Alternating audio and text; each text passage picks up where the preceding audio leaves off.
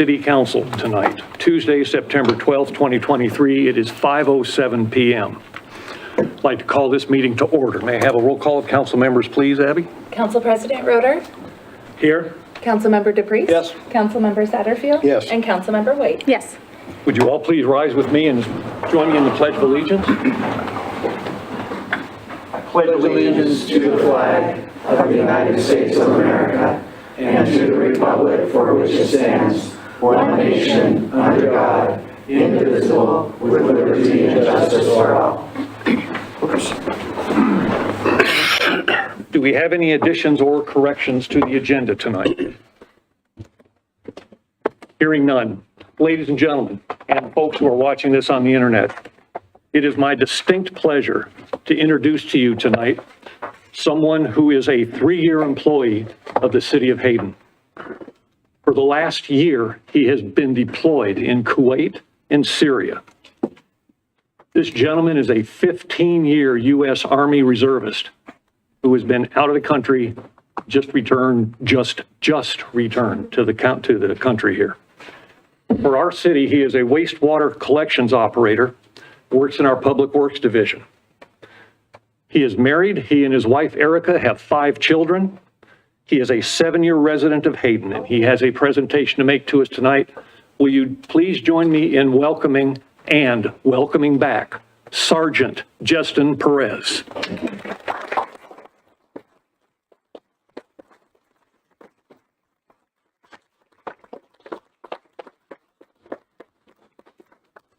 Thank you.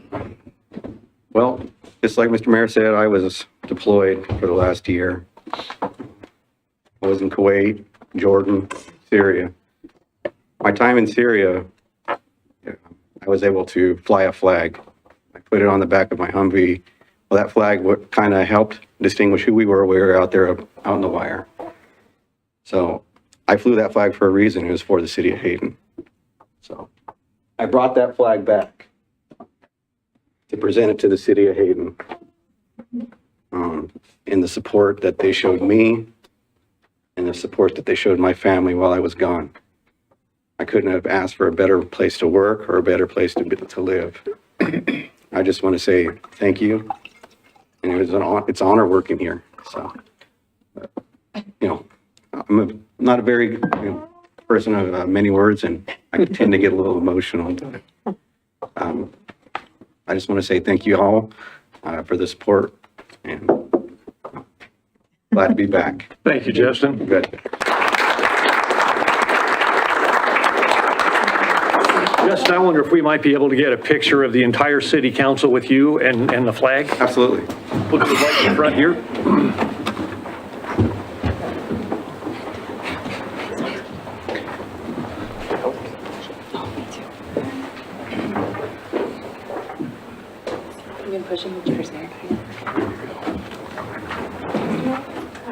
Scooch together.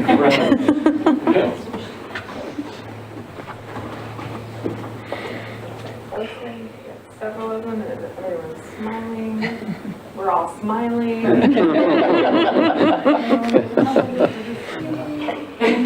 3. Okay. Thank you for your service. Thank you. Appreciate it.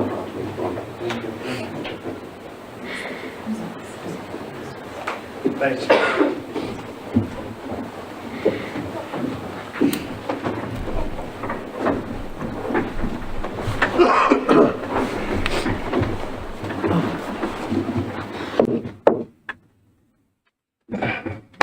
Ladies and gentlemen, those that have been here before, I see a lot of familiar faces there, but I will still say it for the internet. City of Hayden does business 5 days a week.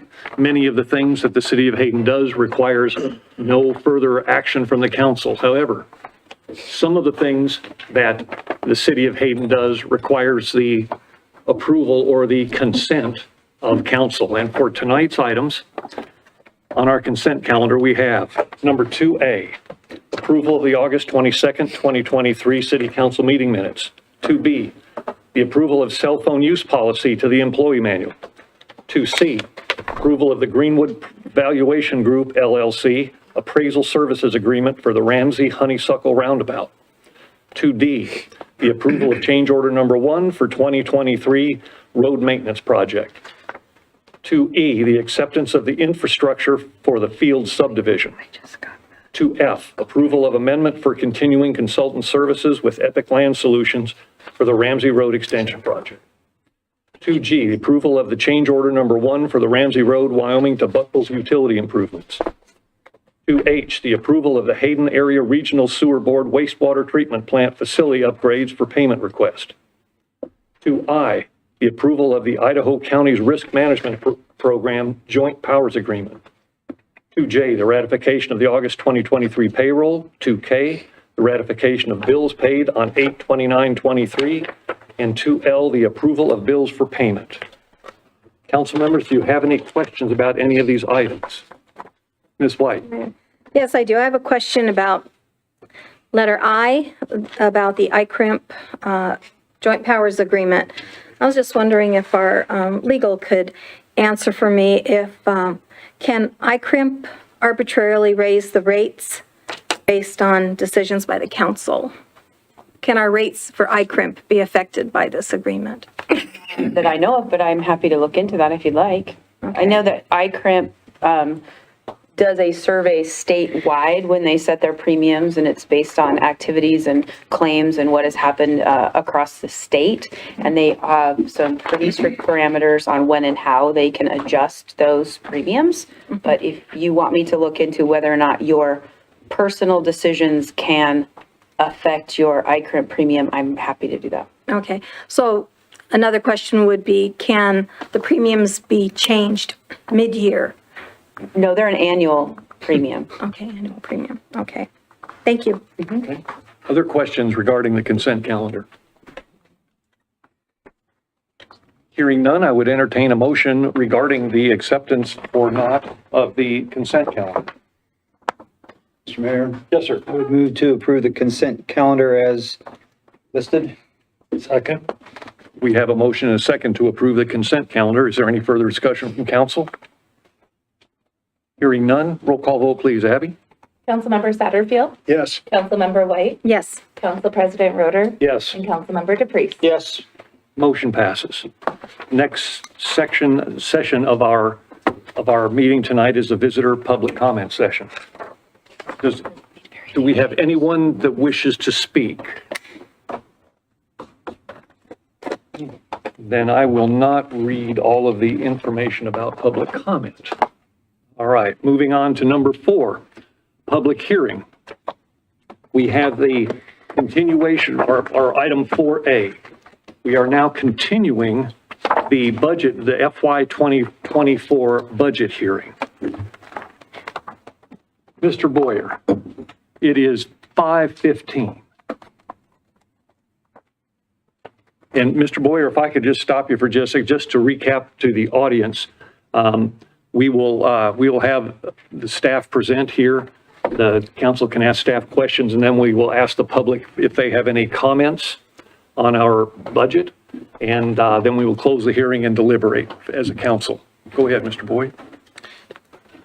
I won't go through the entire budget again tonight. We went through some of the items in the last meeting, and prior to that, this is the process that we've gone through and where we're at. We did continue the hearing from our last meeting until today. And I know that the numbers on the left are hard to see, but I just wanted to show that's the publication that goes in the paper. And the reason why we continued that, there were actually 2 reasons. We've received 2 changes from the county. One prior to the meeting on the 22nd and one prior to our meeting tonight. And we've modified according to that. And then also based on our posting and the fact that we had the base budget increase was something new and trying to get there, we received some comments on it and modified and put all of the new base budget in the property tax general fund and found that that was an appropriate way to do that. And so we republished it in the interest of full transparency with the public to make sure that people understood the total amount. The amount was in there before in what we published, so the total amount of the budget that we published is the same. We just modified those two top items with how we presented the property tax. Since our last meeting, the county also sent something out in our L2, or how we compute the property tax, was also, there was just a very small item that they modified and changed, so we had to do that, and basically it lowered the property tax by $221. We wanted to be transparent about that as well. It affected the new construction dollars that we received. There were other entities, they had just miscomputed some of the numbers and then gave back to us our corrected numbers.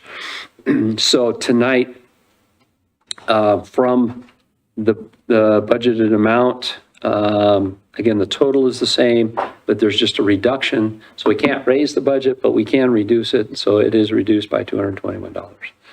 I did, just for just quick review, and again, these numbers, like the total property tax, because we had already done this, is not exact, but it gives you an idea of the percentage of our general fund revenues and where they come from. Property tax about 30%, sales tax about 23%, and highway distribution actually is showing higher this year because we're getting some of the monies from the state. But that lets you know some of the top areas of where we're getting our revenues to finance the general fund. Again, this is not the sewer operations and maintenance or the capital side of things. And then just where we're expending on the general fund side, you can see on the street side, that's our largest expenditure. Then general administration. And then this year, law enforcement is up significantly with the base budget increase that we're seeing. So you can see 28%, 14%, 13%, and then capital projects are larger. And then it's spread amongst the other departments and areas. So it just gives you a rough idea. Generally, after we approve the budget, we will put this information in a budget booklet. We'll have some graphs and a message in there and have the budget in there that if the public wants a copy of that, they can get it, or we'll have it online as well. So with that was just to kind of remind us where we were at and where we were going. And tonight we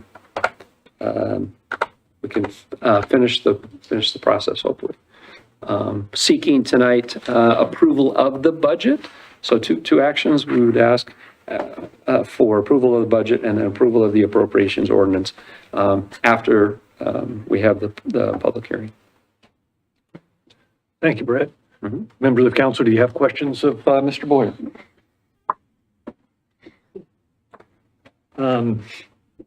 Okay, our next step in the public hearing tonight will be public comment. Commenters need to please complete a public hearing comment form at the back table. And then the commenters must testify at the podium so remarks can be picked up on the recorder.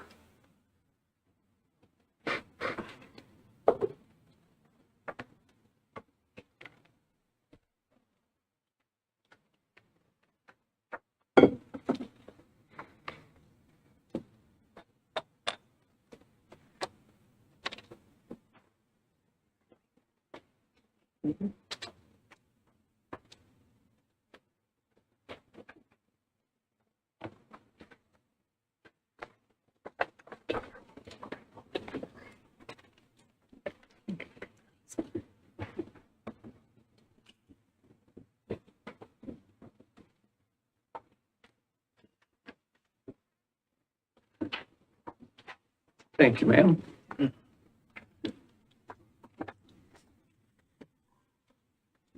Our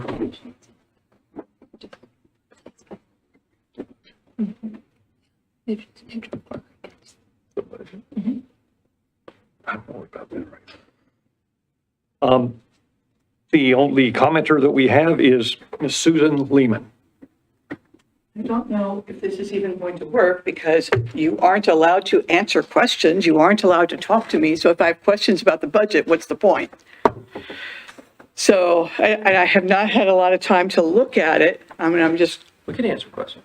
okay. Yeah, we can answer questions, right? Brett can answer questions. Yes, but Ms. Lehman, this is not in a general public comment forum. This is specific to the budget, so we can answer questions that you have. So all of the multitudinous development projects that we have going on. Ms. Lehman, if you could, Oh, in sorry. fact, Mr. Boyer, if you could come up front so that Ms. Lehman doesn't have to turn around and I'll speak give to him you the here. side eye. Go ahead. All of the multitudinous development projects that we have going on. I saw streets, I didn't, in the pie chart, where are those in the budget? All the development stuff, where's the budget for development that might come up next year? I mean, how do we, So that was a you can share, I yeah. pull that slide up. I Yeah. think it shows.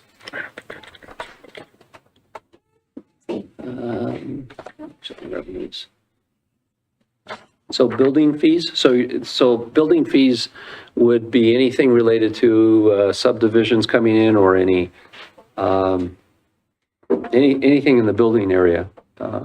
Building permits, I mean, subdivisions. Is that what you mean? Revenues coming, expenses? Yeah. Okay. I mean, somebody's paying for roundabouts and subdivisions and sidewalks and all that. So so capital projects, they're the 11% one. There's some projects in there. And then also in the streets budget, there's a large portion where we do maintenance. Is that what are you asking, like where projects would be? Yeah, so in streets, we have our normal maintenance where there's, We have to take care of the streets we already have. right. Yeah. So there's chip seals and things like that. That's in the streets area. And then when we have specific projects, it's going to be in the capital projects area. So is this? Mr. Boyer, it might work better if you're over here so that we can put Ms. Lehman back in front of the microphone there. Go ahead, Ms. Switch? Lehman. Okay. I'll just leave that up. So, are these numbers in like times 1,000? Because I looked at $171,188 seems like an awfully small number to operate city council. So I'm guessing those numbers are actually add a couple of zeros to that? No? No, that's it. The number. So, That's how much we get paid, Ms. Lehman. but I mean, operations is beyond that. It's got to be offices and, That's in administration. okay. Okay, so the capital projects that's on there, is that like existing projects that we have now? And then what about if something comes up in 2024 and somebody says, I want to do BCD, and we have to vote on it and all of that? Is there a budget for just like potential things? Or if somebody comes up with something, where does that money come from? If there is a project that came up that we need to do, and it's outside of this budget, we would need to amend our budget. So we'd go through a process similar to what we've done. Council would have to amend that budget. And we do, where it would come from would depend. It could come from our impact fees on circulation, or it could come from our savings account, so to speak, to do projects. And so like the savings account, that's not budgeted in here, but we do have some funds in our accounts. And so, yeah, if some opportunity came up and we want to take advantage of that. If it was a very small project, it may fit within our numbers that are here already. But if it were, say, a roundabout project, that would require an amendment of the budget and public hearing and going through that process. Okay. All right, and general administration is just like the cost of trucks and That actually is is going to be like finance, engineering, actually, Office space. finance, office space. That would be city clerk, HR, all of those positions, as well as, So salaries. yeah, a lot of that salaries running the city. Okay. So the city council is just you guys, but the general admin is everybody else, other than law enforcement. It's a little bit more complicated than that because you're going to pull salaries out of, say, for example, in streets. There are salaries that are pulled out of streets for our public works. And that you're getting into the detail, and I would be happy to sit down with you and kind of go through the details of that at some point. No, that's okay. So, and I wasn't able to make it to the last hearing. How much is the increase in the budget over last year? Or is there an Well, increase? it's total, actually, when you compare what we published, it actually is a lower total budget. But when you look at the projects that we're doing, that kind of changes the perspective. And we were talking about how we present the budget and seeing if we can't pull some of that out. So we have a tour look at, the overall flow of our budget. But overall, I would say this budget is very similar to last year's budget. Okay. Now, I know we've got a savings account, you said. Is there any other source of revenue that gets used for special projects or construction or development or anything like that? Yeah, I mean, there could be a grant that's coming in. And when you say special, we collect impact fees. And so if it was a road project, we might use impact fees to pay for that project. If it's say a sewer project, you might have a mix of road and capitalization funds and city funds. So we have a capital budget. It's a 5-year budget. In there shows the projects that we're looking at, and it shows where each of those are proposed to be spent from.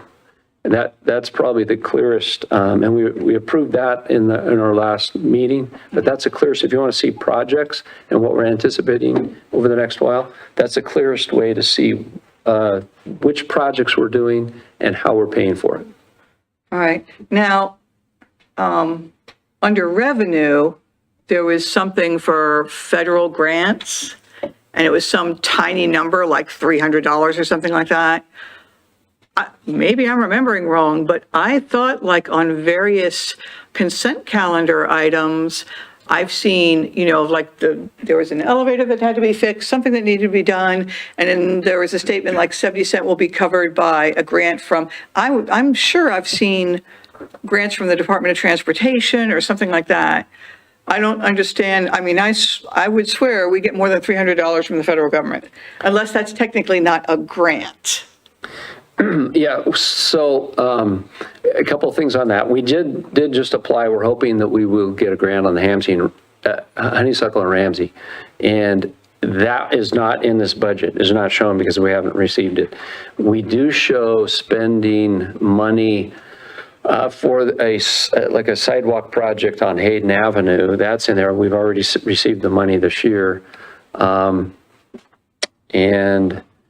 And so there's some minor federal grant dollars that are being shown.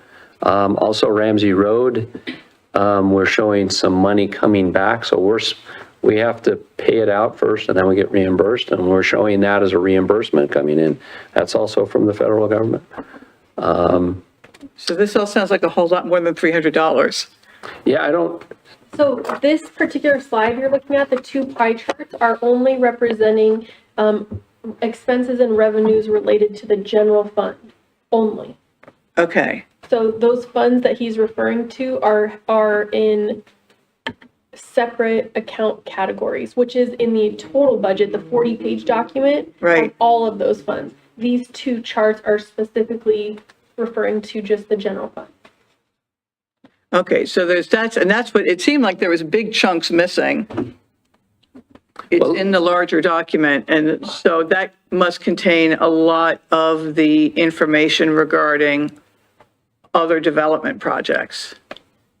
So for example, in the impact fees, there are, What exactly so are impact fees, we fees? collect money when, say, somebody buys a house, they pay a portion of that for their impacts to the roads. And we hold those dollars to do projects. All right, And so in the impact fee area, it's still part of the general fund, but it's restricted dollars. So when you see the total budget, it's in there. But in the impact fees, for example, in circulation, there are a couple of projects in there for road projects. That's why I say there's going to be, projects depending on how we spend them. And the best way to see it is in that capital improvement plan. It'll show you which fund it's coming out of, and excluding the sewer ones, because there's some projects in sewer too. And I didn't try to bring up that because it's an enterprise fund and this is what we're operating the city from. So, I don't know, is that any other? Ms. Lehman, your questions are good questions. Normally, we have a 5-minute comment period. right, I just, there's not, I meant, apparently, so. Your questions are good questions, and it sounds like many of your questions are actually more detail-oriented about how we come up with funds as opposed to what this current budget is.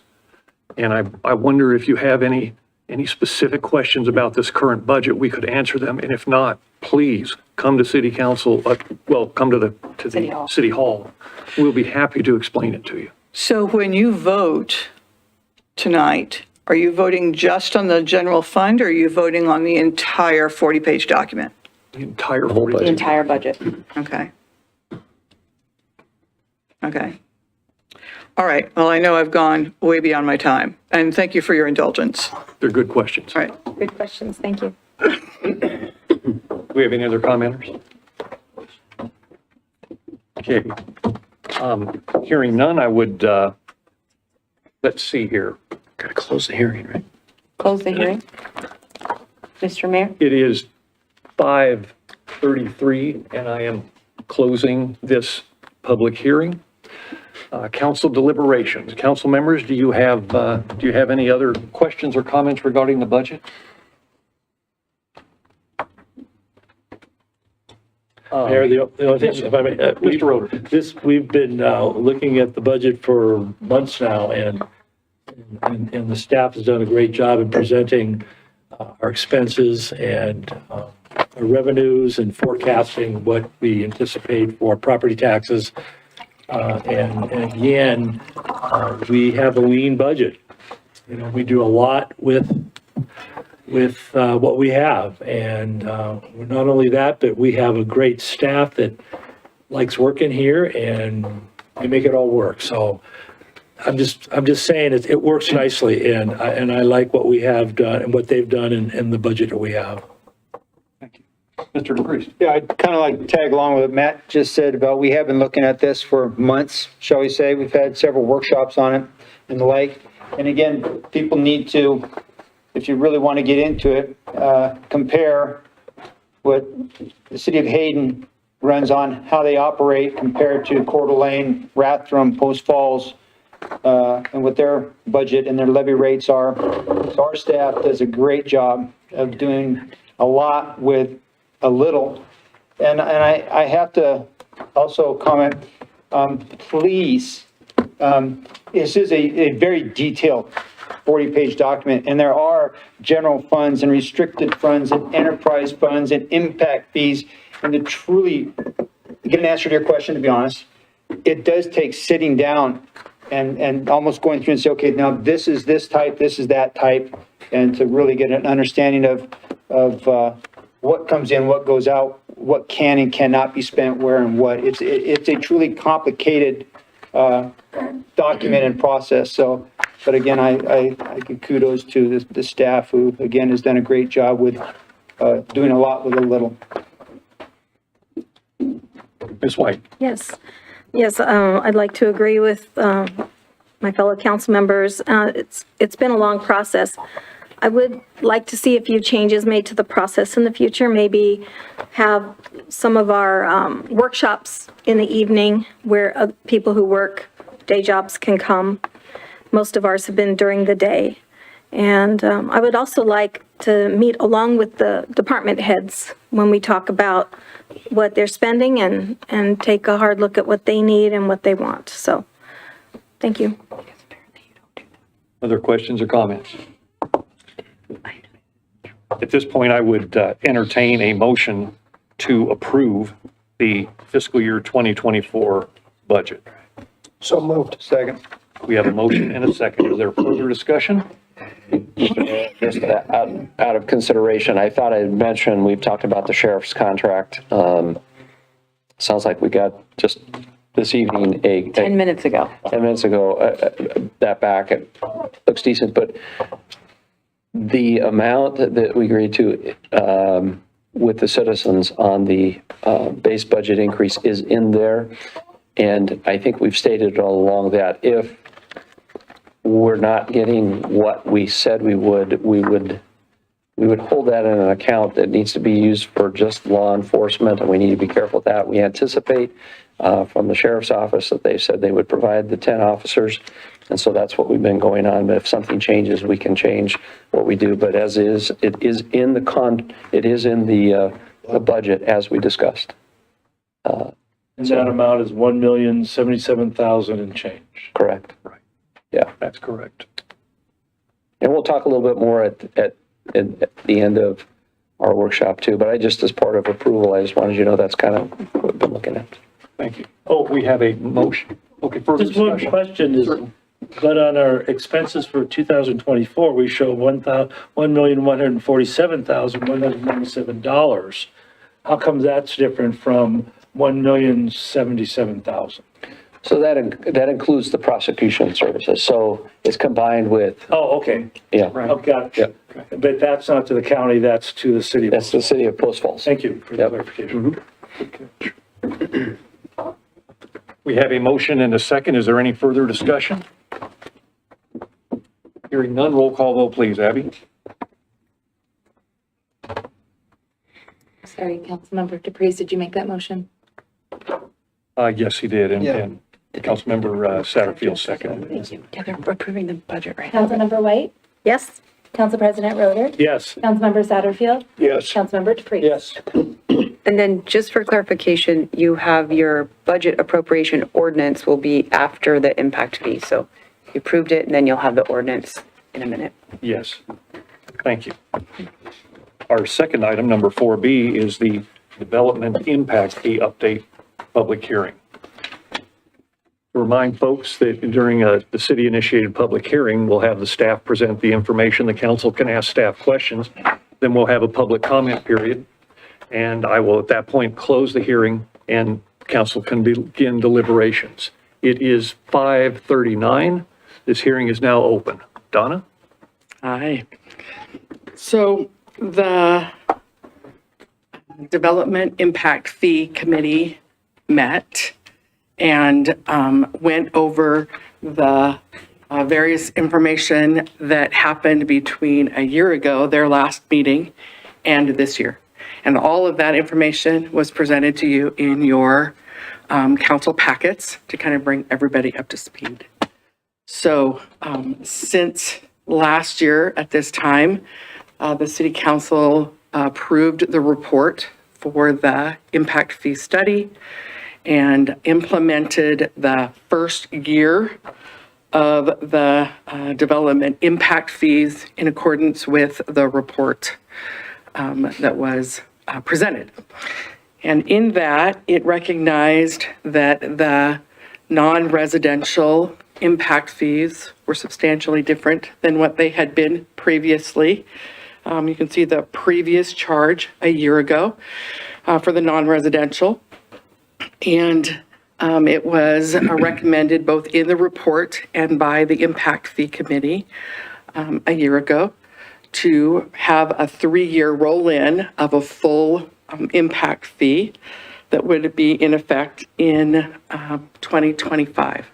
So last year, the City Council approved the year one fees. And they were kind of calculated differently than what we had done in previous years. And so in your memo, that was actually to the members of the Impact Fee Committee, there was some comparison that was done between January and July of 2022 and how those impact fees were collected, and then how the January to July of 2023 were collected. And they're so different, as can be seen by that table in your memo. They were so different that they were hard to compare, because previously we had 3 categories and now we went to 6 for non-residential. And previously we had collected a single fee for all single-family residential, and now we went to based on size. And so there was trying to capture the differences that were affected by that in your report. I didn't make that part of the slide because they were there. But basically, between January and July of 2022, we collected just shy of $300,000 in transportation and park impact fees. And between January and July of 2023, we collected about $530,000 in impact fees between circulation and parks. It's important to note that our single-family residential totals were also increased a little bit from 37 to 59 in that same time frame. So there is a comparable there.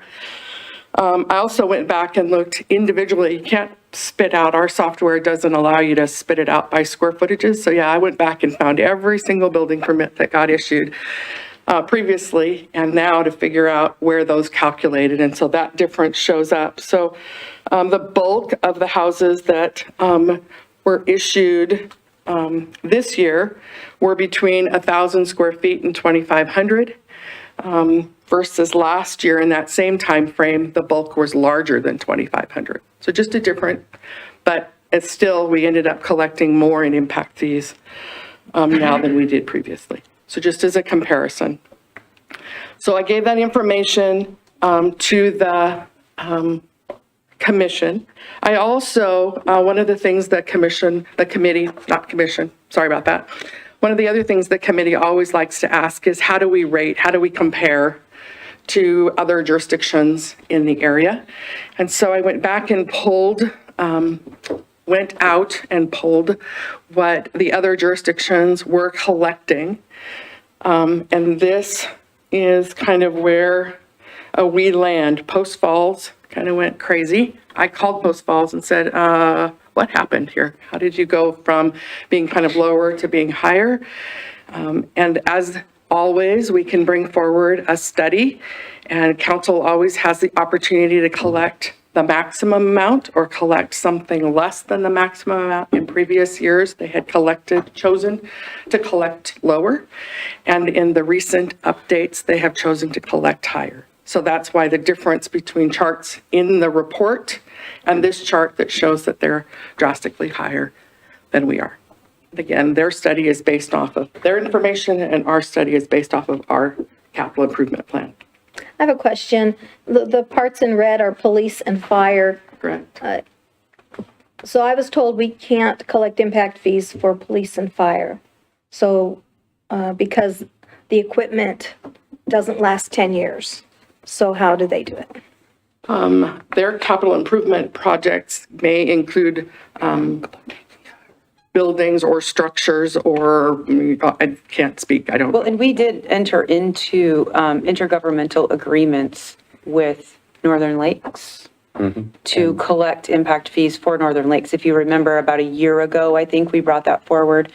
The statute changed that allowed fire to collect impact fees. And so there was a study done cross-jurisdictionally, and so we did enter into agreements to collect for them.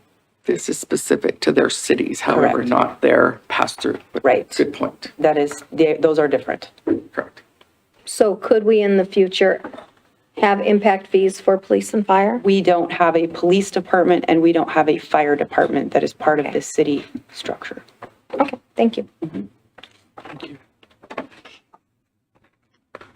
So based on that information that's in your memos and that was also provided to the Impact Fee Committee, at the conclusion of their Impact Fee Committee meeting, the committee members voted to recommend to City Council to migrate to the year 2 from the report, which takes the single-family residential and increases it by a 5% annual inflation rate.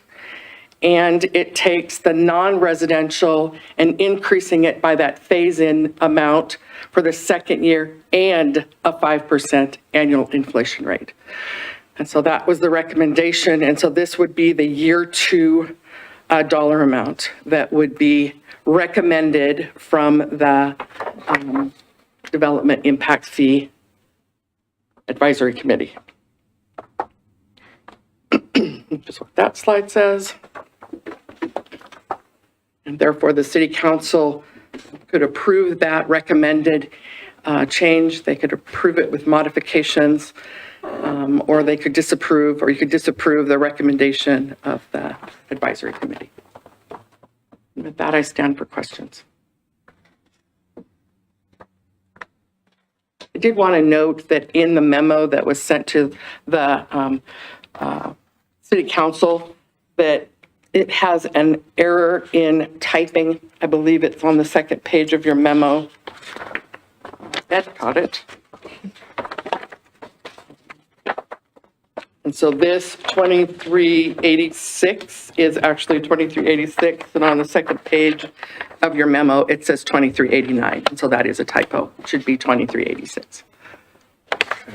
I was going to ask you about that.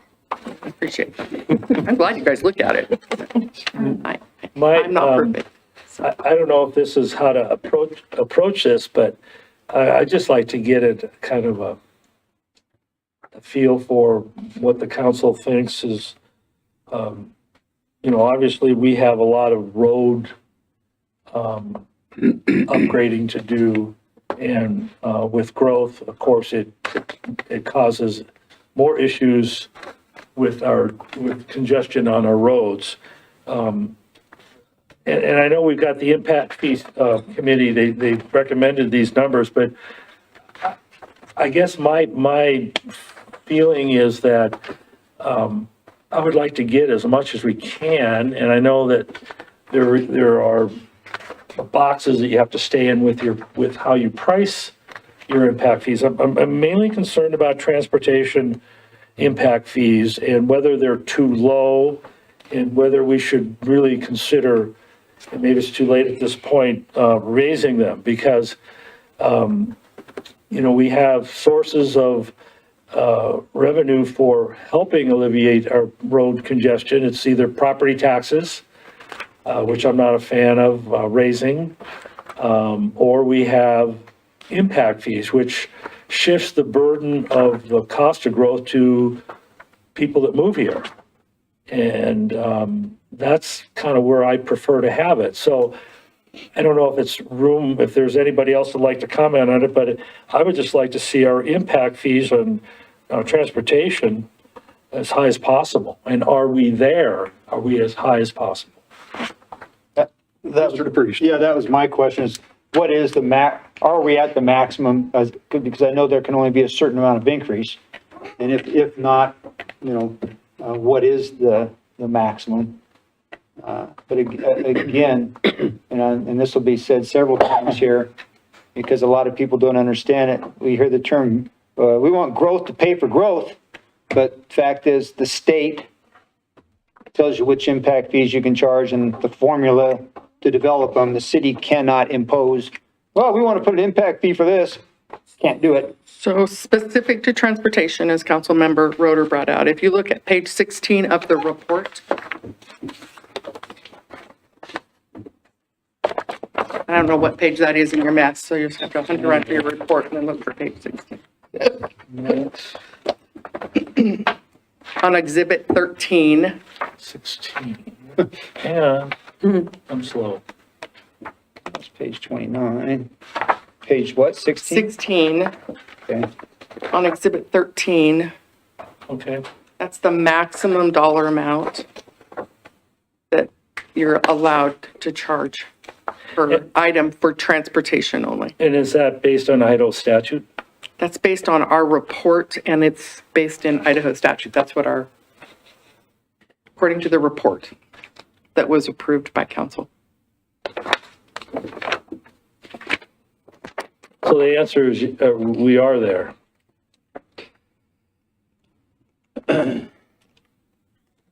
Well, Not, no, because right now we're at year one. That's where we're collecting, is what you see in year one. Right.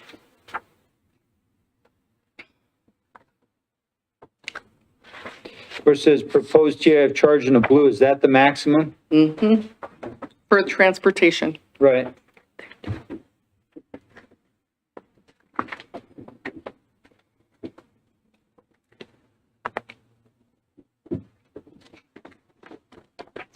So if you were to take your 54 cents that's on year one, and you were to multiply that, you were to roll it up incrementally and multiply it by your 0.05% annual inflation, that's how you get to 76 cents. And then you roll it up to that next whatever and multiply it by the 0.05 annual inflation, and that's how you get to the 0.99 in year three.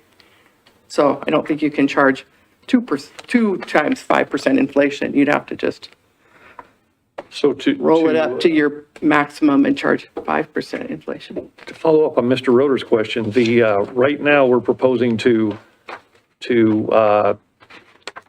under transportation for an industrial warehouse, it's 76 cents a square foot. That's what you're That's proposing what to bring it to now. That's what the committee is proposing to you, yes. Is the maximum that we can charge 85 cents according to table 13? According to the report, that's correct. For a single-family home, 2,500 square feet and above, we are currently proposing to charge $2,792. And the maximum we can charge according to this is That's a $2,532, true sentence. Plus 5%. Plus, Plus 5%. plus 5%. So we're- we are at it for residential construction, but we are not Correct. at the max for Correct. commercial construction. That's correct. And the differences aren't for, I mean, industrial warehouse is what, 9 cents? Per square foot. Yeah, per square square foot. foot, yes. 44. Looking at 40.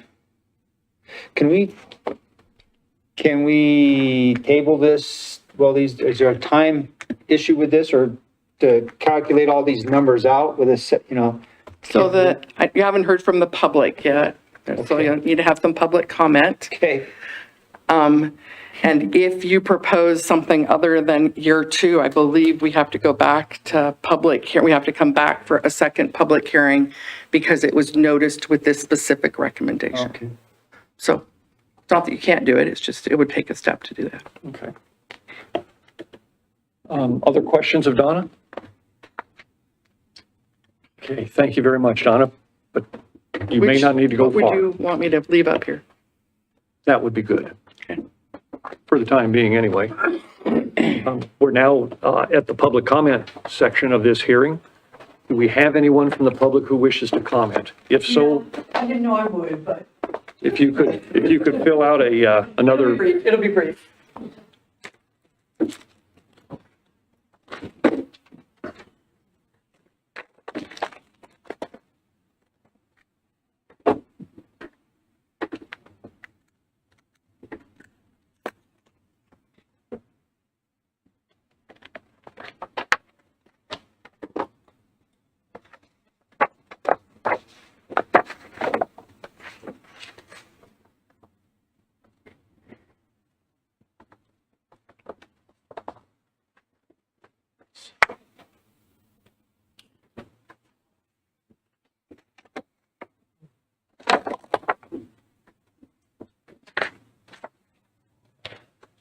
thank you very much. Our single commenter this evening on the, Oh, and I forgot to, I'm Susan Lehman. I live in Hayden. Was there ahead, Ms. something else you Lehman. needed? I'm supposed to say something when I get up and I forget what it was. Name, address, You did. resident of Hayden. You're fine. Okay. So just wanted to say, I agree with, I think it was Councilman Roeder, to, put responsibility on the people who are moving here. So I have no problem with moving to the maximum on these as opposed to, just regular property tax. And I also wouldn't mind, if you're going to do that for residential, be fair and do the maximum on industrial. It may only be 9 cents, but industrial and warehouses are going to have a lot more square footage. So that's all. Thank you very much. At this point, with no other commenters, I'm closing the public hearing. It is 5:57. And we enter into council deliberations.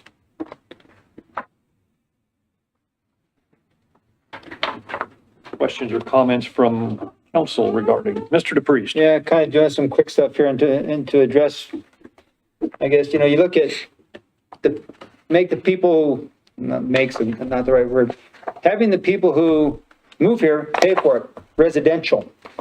Okay, we're already, if you look at the residential, we're already over because I guess that 5%. And a lot of times industrial, warehouse, office, general, medical, retail, restaurant, and the like, those are probably possibly people who are already here trying to engage in business. And we talk about the tax shift and the imbalance between the the residential property owner and the business owner. And the more business that we can bring in, the more it's going to take that tax burden off of the residential.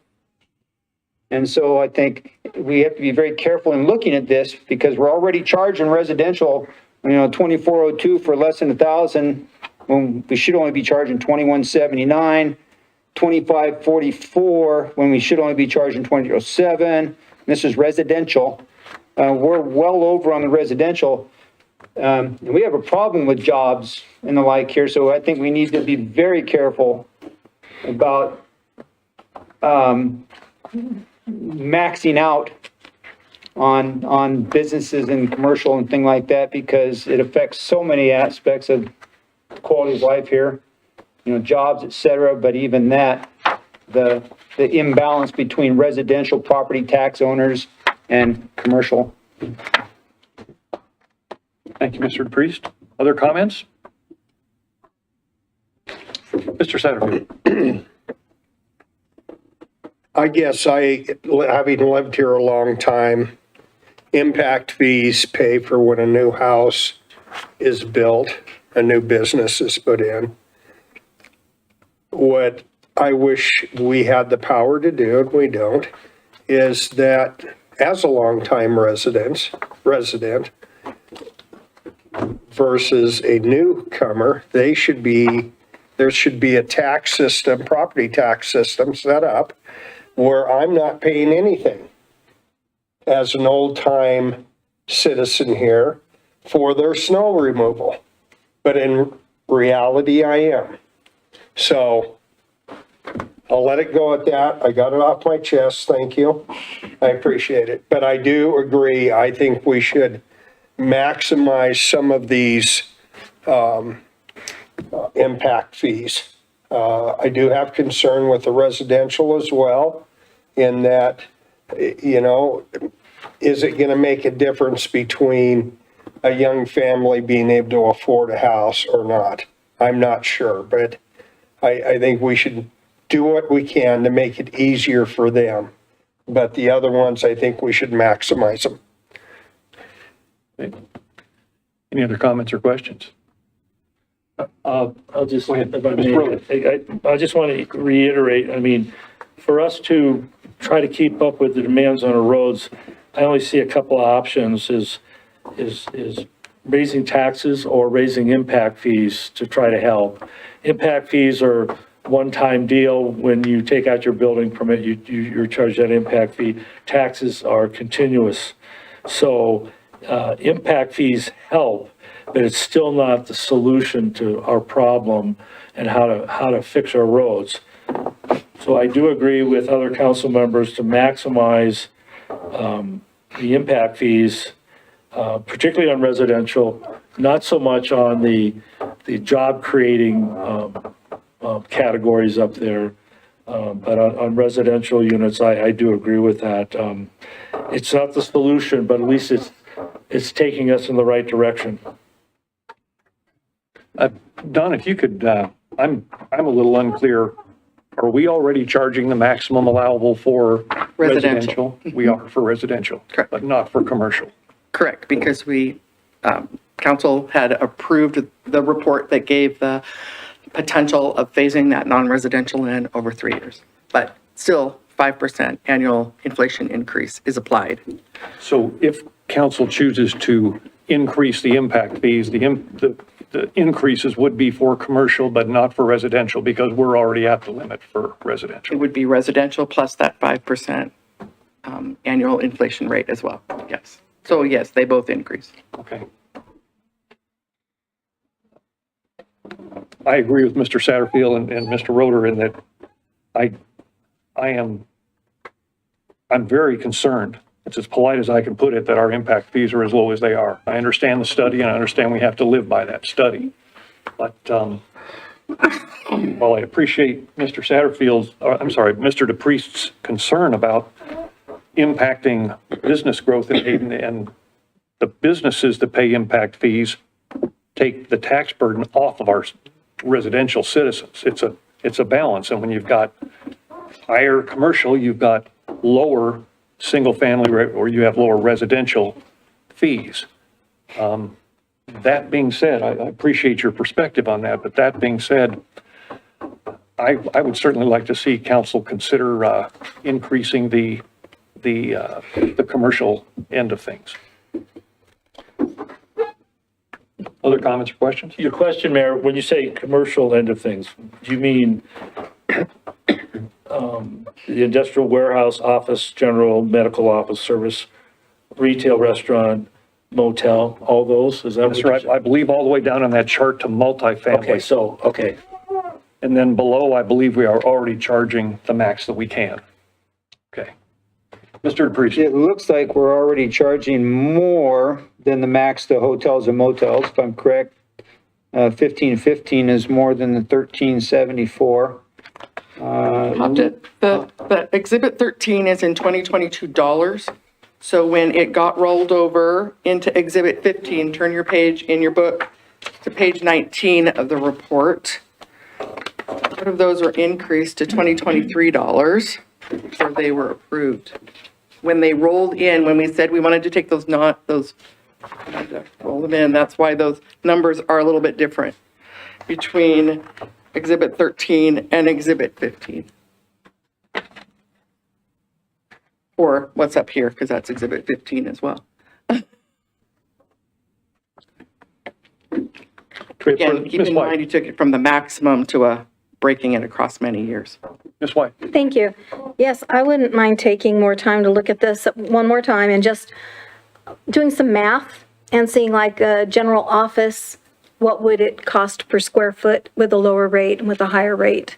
And just think through the impact a little more. Fonda, correct me if I'm wrong, but if we decide that we do not want to approve it as it is, we would have a continuance of this.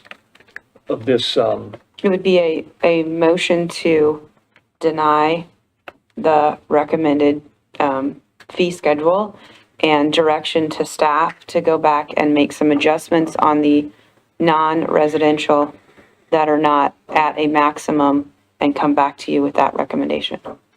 And notice for a second public And then notice for a second public hearing. Okay. Have further discussion? Mr. Satterfield. Just a little history here. I've been on council a long time. And one of the reasons that you go back quite a few years, one of the reasons we kind of kept commercial impact low was because we didn't have a lot of businesses coming to Hayden. And with our low tax levy, we thought, okay, maybe that's a way to make a few more bucks. They're not huge, but it was a way to make a few more bucks. The other thing is residential. The businesses, usually residential doesn't want to come until they see what kind of businesses we have. The businesses don't want to build until they make sure there's a workforce. So it's kind of a rock and a hard place in some spots. But I think over time, things have changed. And I think they've changed enough now where business is going to come to Hayden strictly because, not strictly, but a lot of it because of our tax levy rate. So I just think we should make the whole board fair to everybody, and increasing impact fees for businesses, I don't think it's going to deter any business from not locating here. So just a little history. If there's no more discussion, I would entertain a motion at this point regarding the development impact fee schedule. Okay. Mr. Satterfield. No. No, Mr. I'm DePriest. Mr. DePriest. I'm sorry, Mr. DePriest. They look alike. Oh, yeah. Well, this is, You guys look so much this is alike. something with glasses. I got more. And it's because and the discussion we're having here is very good. It's like I said, we need to be very careful about what we do here. So I'm not against denying this particular recommendation and directing staff to come back with numbers at the maximum allowable so that we can look at it and compare and to notice another hearing and whatever is necessary. Well, yes, and it'll go back to the impact fee committee for these So recommendations. this could take months now, possibly, before the impact committee can meet and evaluate and et cetera. Couple minutes. Good. Couple months? Are we time sensitive on this at all? No, No time well, sensitive? you're always time sensitive, but. Well, but no, but as far as there are no You're at the- contracts and this and that that are, You're normally at the time sensitivity. time of year. Okay, I'll go ahead and stay with that. Would anyone care to make a motion? He just made a motion. I'll second that. We have a motion and a second to deny the proposed development table, ask staff to rework the figures, The non-residential. the non-residential figures, and come back to council at a later date after meeting with the impact fee committee. We have motion and a second. Any further discussion? Mayor, I just want to simplify my thinking on this, is that it's a choice to dealing with our road issue is, do we raise taxes or impact fees? And I would rather raise impact fees than I would taxes. So to me, increasing the non-residential impact fees for transportation makes sense. That's just the comment I'd like to make. Mr. Mayor? Further comments, Ms. White? Yes. Is it possible, as we are going back and reevaluating, that we get two choices, like a middle price and a maximum one? And Is there that much of a difference? in some, there, it would be tripling. So- That is possible discussion Okay, outside of council, but at this point, we have this motion on the table okay, thank you. that we need to address. Is there any further questions or comments? Is the motion, it's a across the board denial of this recommendation, but is it just to adjust the non-residential transportation impact fees? Okay, I just want to make sure. So Yes. Okay, That's just the non-residential, yeah. Just the transportation. just transportation. With no other comments? Roll call vote, please. Abby? Councilmember White? Yes. Councilmember Satterfield? Yes. Council President Roder? yes. And Councilmember DePriest? Yes. Motion passes. Thank you. Item number 5 on our schedule, we have unfinished business. We as a council have just passed the 2024 budget. We now need to approve or not the budget ordinance. At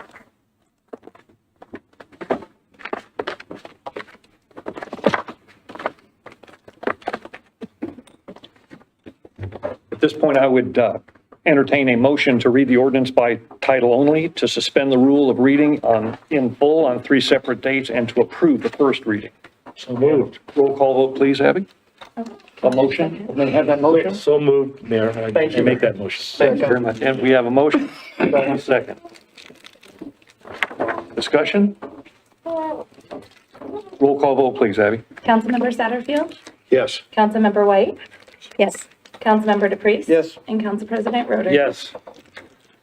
The title is an ordinance entitled the Annual Appropriation Ordinance for the fiscal year beginning October 1st, 2023, appropriating the sum of $39,098,207 to defray the expenses and liabilities for the city of Hayden, Kootenai County, Idaho, for said fiscal year, authorizing a levy of a sufficient tax upon the taxable property and specifying the objects and purposes for which said appropriation is made, providing for a levy of a sufficient tax upon the taxable property within the city to yield $2,479,368 for the fiscal year beginning October 1st, 2023, providing for severability, providing repeal of conflicting ordinances, and providing an effective date. Would now entertain a motion that the ordinance be adopted on its having passed its first reading by title only, and that it be published by summary, including the title as the core of the summary upon passage. So moved. We have a motion from Mr. DePreez. Got it right. Second. And a second from Mr. Satterfield. Further discussion? Roll call vote, please. Council President Roder? Yes. Councilmember White? Yes. Councilmember Satterfield? Yes. And Councilmember DePreez? Yes. Our item 5B, which is the Development Impact Fee Update Resolution, will be postponed until a later council meeting. New business on the City of Hayden entrance sign proposal. Ms. White, you were the proponent of that. What do you Yes. have for us? I have a little slide here.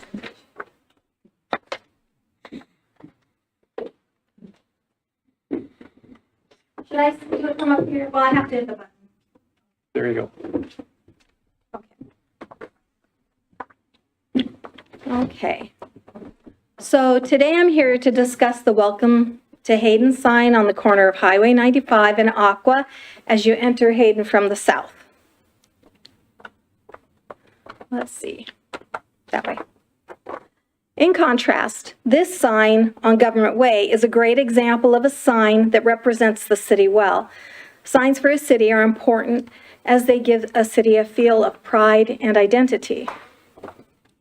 This sign on the corner of Highway 95 and Aqua is familiar, and it's the first thing you see as you come into town. So I really started thinking about signage when this corner became controversial in the last few elections. I asked the city administrator to look into it, and apparently the city has no contract with Parkwood Properties for this corner. So Idaho Code 74-6042 states that neither a public entity or any of its employees shall use, nor shall a public official authorize or use public property or resources to advocate for or against a candidate or a ballot measure.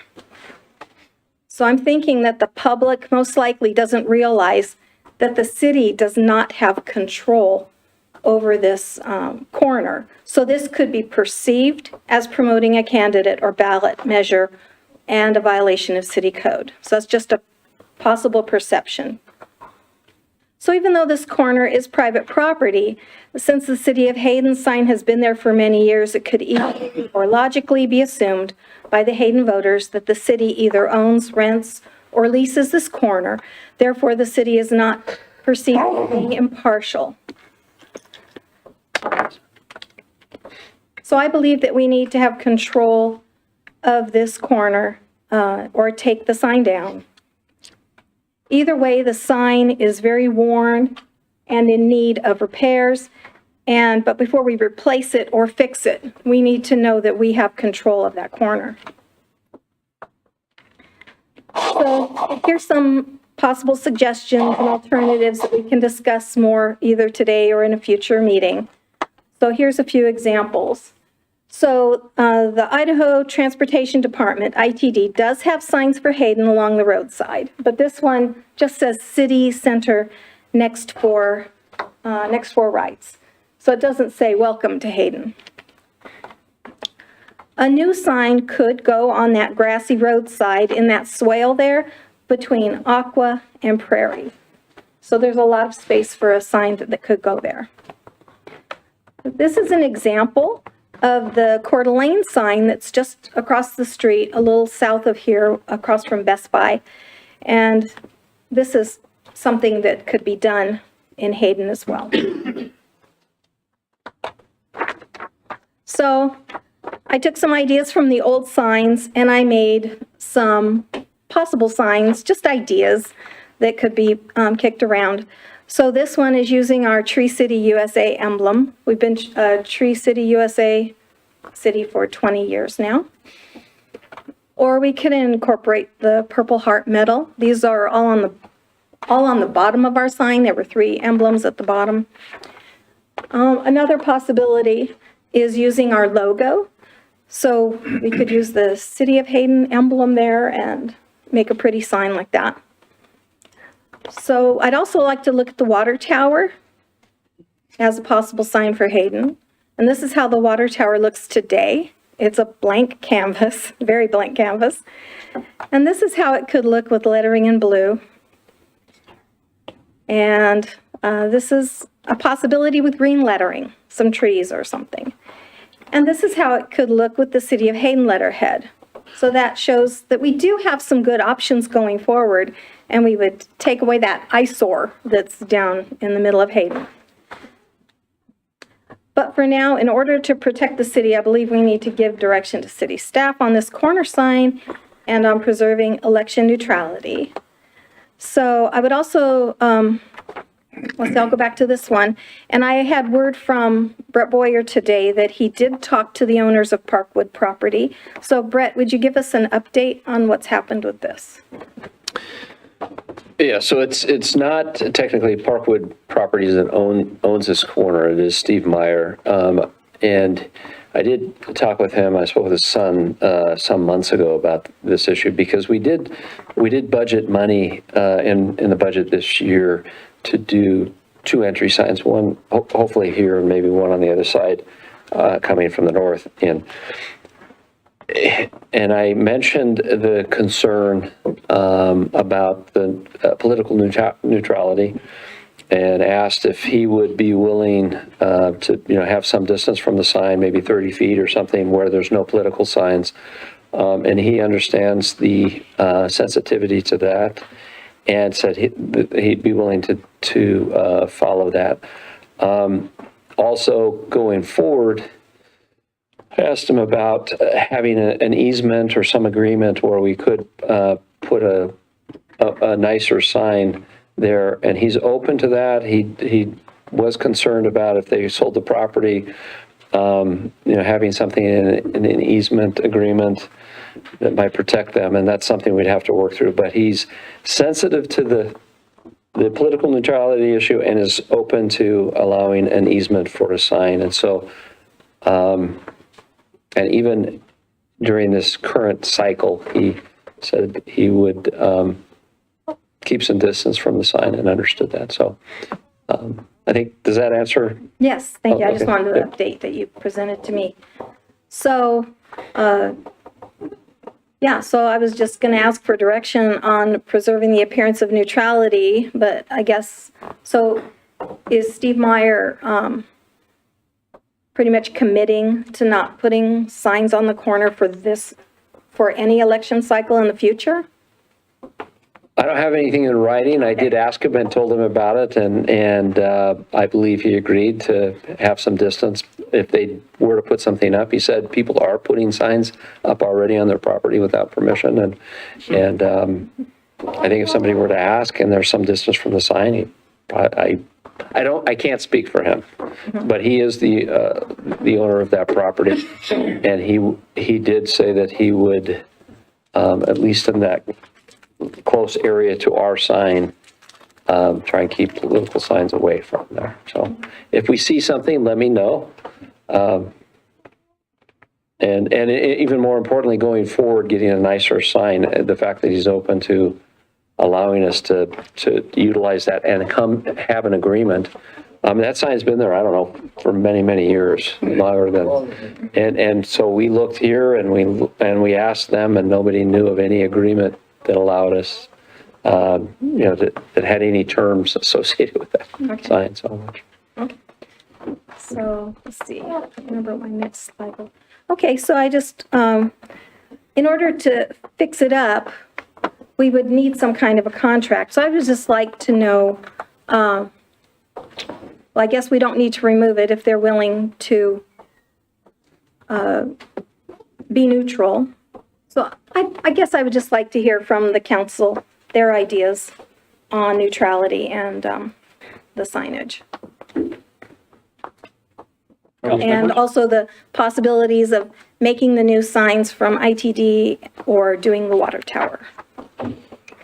Sure, I'll start it, and basically because it's the issue was just broached by Mr. Boyer, that apparently people are putting up, and I talked about this the last election, and it relates to the signs and neutrality and the like, and code and things like that.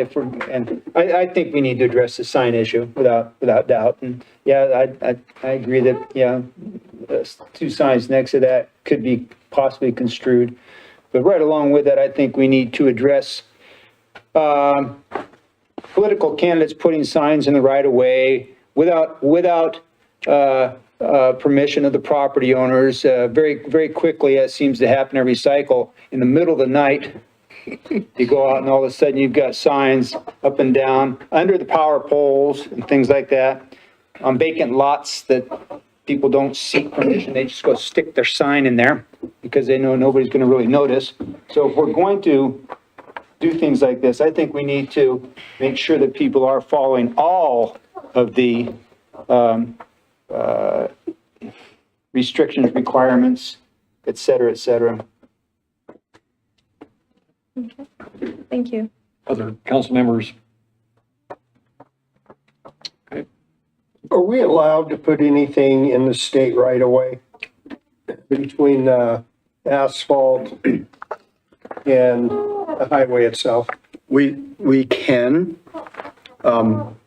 put up a sign that similar to the ones that Councilman White showed. You have to get approval from the state and you have to get a permit. So it's a matter of getting a permit, filling it out, and we pay for the sign and we're responsible to maintain it and take care of it. Would that be an easier way to go rather than private property owners? Settle and let them do what they want. Alan might be able to correct this, but I've talked with them before. We can do a basic sign like what you saw, which it's kind of like they're green, and it could say "Welcome to Hayden" and some very basic stuff. If you want a nice sign, it has to be out of their clear zone, which would be on the east side of the pathway. Oh, okay. If you put it, I'd have to look to see. We'd have to again go in by permit if it's in there right away. And it would have to be out of the clear zone for a parent vehicle, so that, and how it looks and what's highway, there. that could be 15, 20 feet, right? But Sure. there's a zone. The signs that are put up that go similar to the green ones are on breakaway posts, and they're attached to the post in a certain manner so they don't become missiles. And so then there's certain criteria because they're in that clear zone deal. Is that something that, I'm not a big fan of putting something up on the water tower myself. It's expensive and that's a whole nother subject, but, is this something the Arts Commission, we should have them take a look at, or am I off base on this one? Which, I could look at it. just, it's a thought, I could be way off. I thought that maybe having a contest or something like that Yeah, For It's so- citizens, kids, citizens. We should be clear, we don't own the water tower, nor do we have a right to put anything on it. Oh, Hayden Lake Irrigation That's District can correct. own that. Hayden Lake As long Irrigation as District they owns live. the water tower. I did talk to Brandon Rose of the Hayden Lake Irrigation District, and he is favorable to opening this topic up again. And Yeah, I just wanted to make sure everybody knew we don't And he's own it. willing to come and talk to us about possibilities. He even has ideas for lights and things like that. So we could have him come and talk and even talk about our water situation. So, yeah, just to wrap this up. So, if, is everyone happy with the 30 feet proposed by Steve Meyer for signs to be 30 feet away? I can't picture 30 feet, so I would need to look at it. It'd be more than next to that sign, but they have a long frontage, and so they still could put some back further. We were talking, I threw out 30 feet, and he said, yeah, I'm sensitive to that, and we'll try and keep it away. So, I think based just on what he said, I think we can go with that, and then if somebody sees something within 30 feet or something, let me know, and I'll call him. Brett, do you know again offhand roughly, you said it was budgeted for signage. Do you know roughly what We that amount budgeted was? 30,000, so like 15,000 for one here and 15,000 for the other one. Because the sign that council member White showed, that's the one, the downtown, that's a nicer one. You're getting into more expensive, types of signs, and it needs to be bigger so it doesn't look small. So it'd have to be the right scale out there on the highway as well. But this type of sign, we could still do that too. We would have to pay for it, but a lot less cost, and I do believe they'd allow that in the clear zone. Perhaps we could ask staff to talk to ITD and find out how far back a sign would have to be and other requirements that could give us a little more direction on where we need to go with this. are we looking at a sign at both ends? Yes. Same sign? Yeah, that was the plan. I mean, again, we're early on in the process, and we'd try to include the public, I think, was it Ed, maybe come up with some ideas and have people look at it. Okay, Something neat that represents the city of Hayden. okay. Mr. Thank Willard. you. Thank you, Mayor. My thought is I prefer not to have our sign on private property.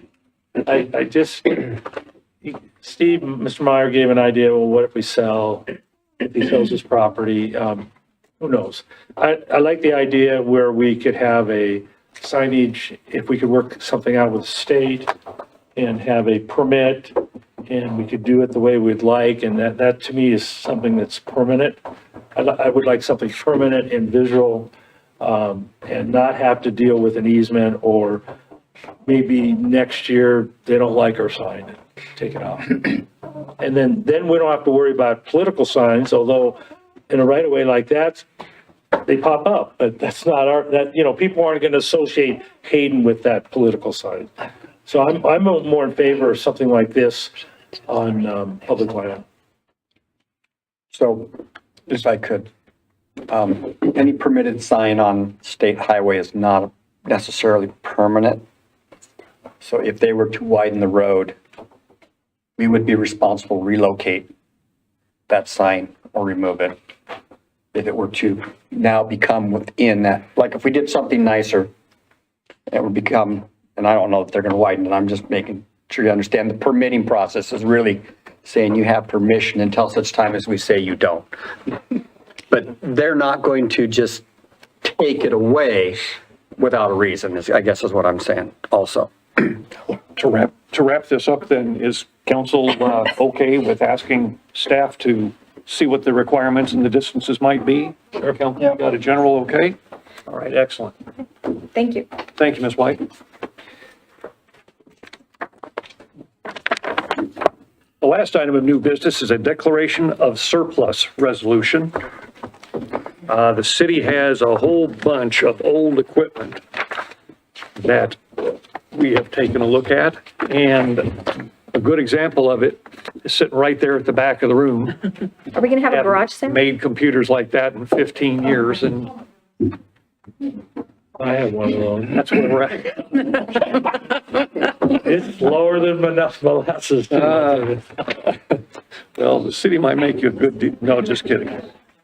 Maybe that's faster than mine. Council's had a chance to look at all the photos of all of the old equipment that we have. Are there any questions or comments regarding it? If there are none, I would entertain a resolution to, pardon me? Thank you very much. I would entertain a motion for a declaration of surplus. So moved. Second. We have a motion and second from Mr. Priest and Mr. Roder the second. We have further discussion.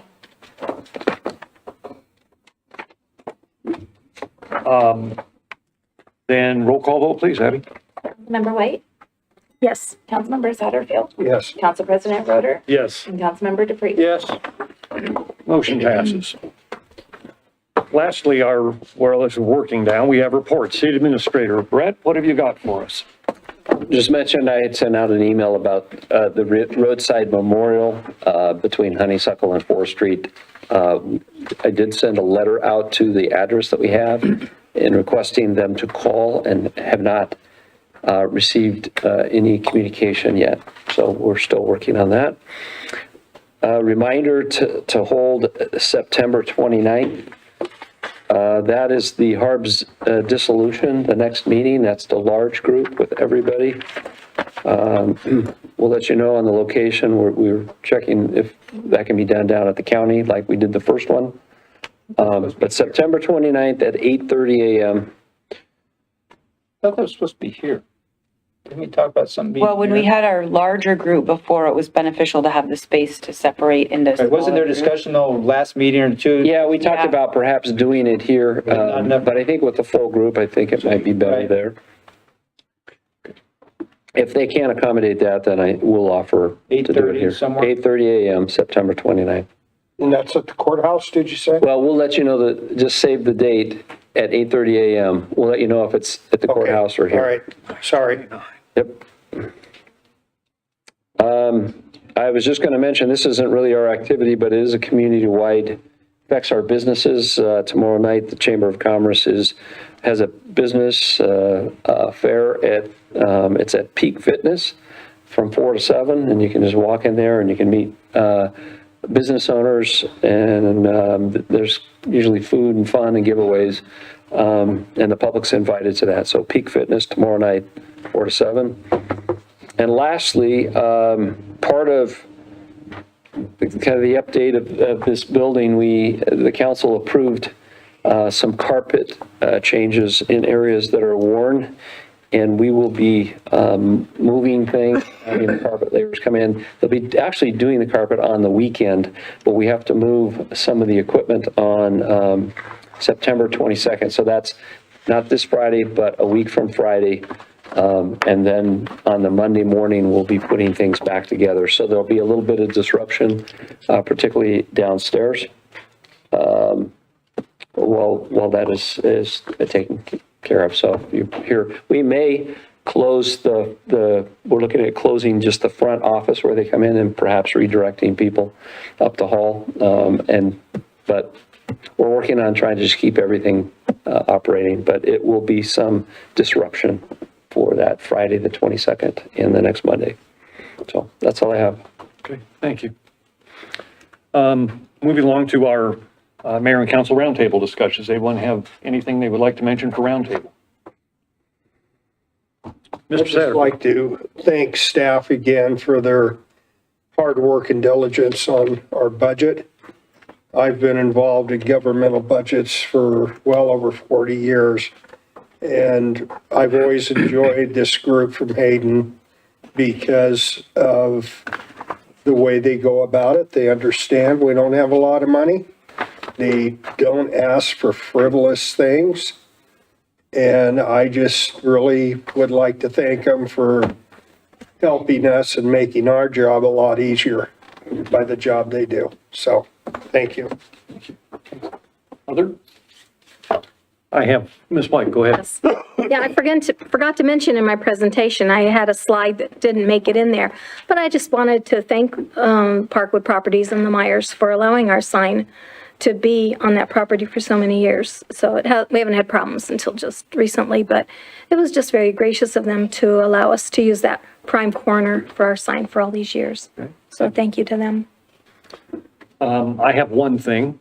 We all know about the Ridge Creek fire that's enveloped our city in smoke for quite a while. Because they had a couple of near misses with some of their scooper planes and boats on the lake, they asked us to please close the launch at Honeysuckle, and we did that.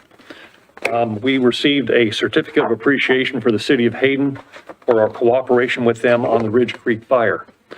As much as I appreciate that, I am more happy that we took a sampling of the amount of revenue that we generated last year and took it towards this year, and it turns out that we lost about $2,300 in boater fee, launch fees.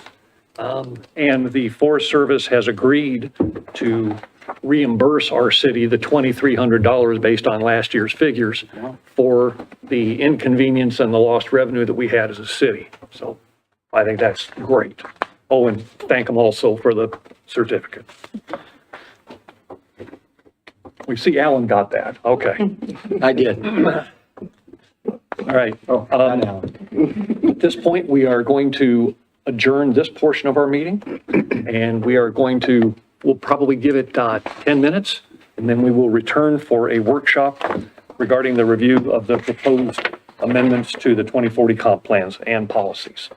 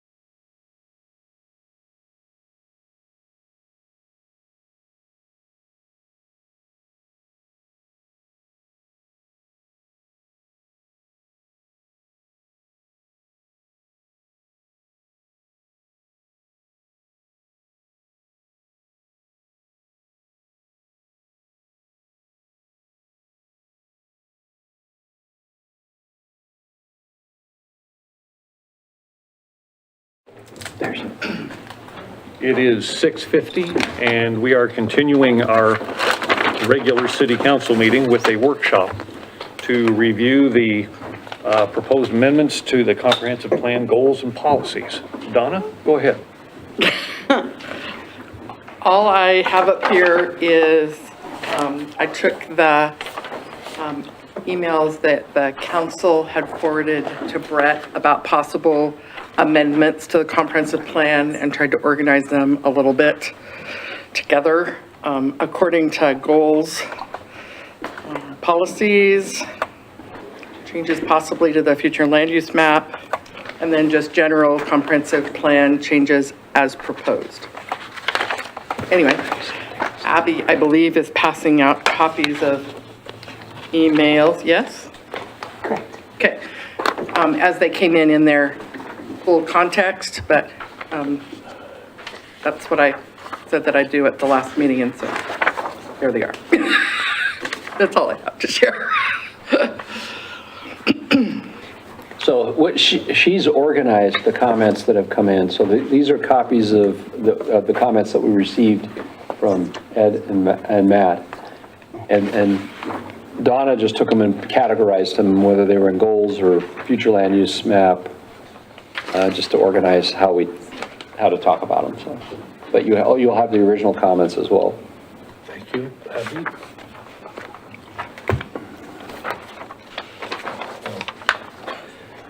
This draft, I know this is the second item. Yeah. Is this something new than what you gave to us? It's got, which I haven't seen in color yet, it has the sheriff's office, legal counsel for the sheriff's office proposed changes on it. Okay. This came in like 10 minutes before the meeting. Yeah. So it's, It's newer than what I sent you. thank you.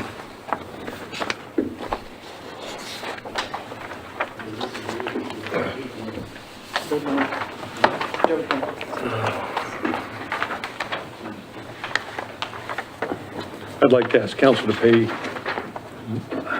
this is an interesting change that the sheriff has, but let's talk about goals and policies. Yeah.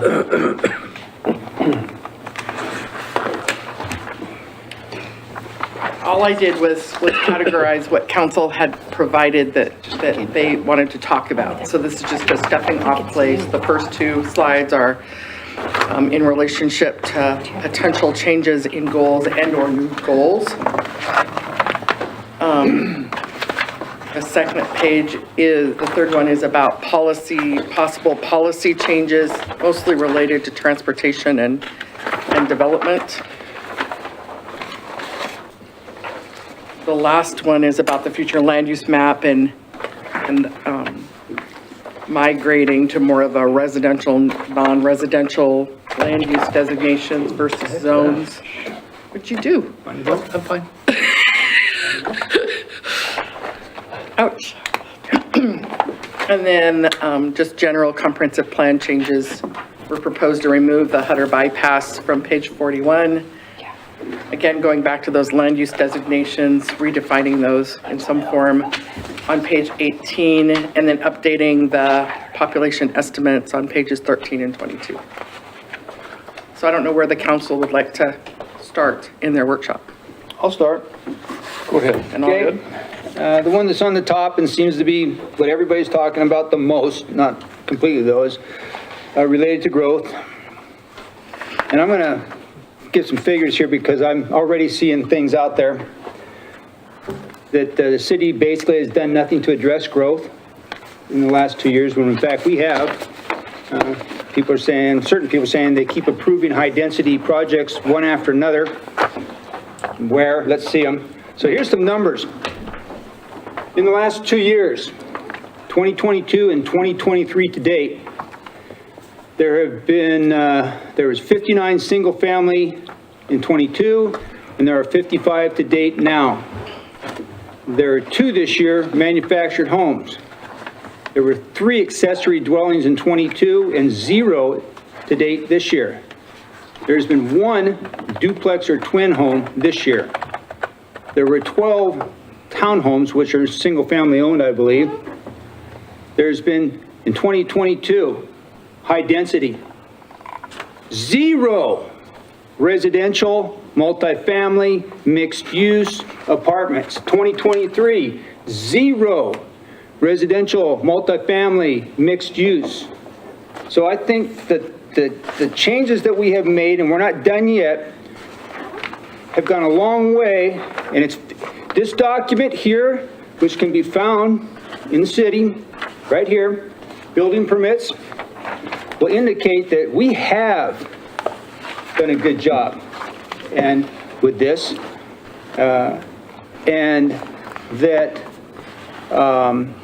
yes, we need a little more tweaking to it, but we need to be honest here with where we really are. So we are, it says maintain slow residential growth with emphasis on single-family housing. That's, looks like what we're doing. Okay, mix of residential properties. Mostly single-family. Let's see, what are we at here in the last 2 years? 114 single-family to 0 high-density stuff in 2 years. A couple of townhomes and a manufactured home. So there's your variety of homes that the survey talked about. So providing a mix of residential properties with emphasis on single family. What I had submitted, and I'll address that, and I'm hoping everybody else will address the ones they did, was goal 17, which is to promote and encourage the development and rehabilitation of quality housing through a variety of housing options and densities.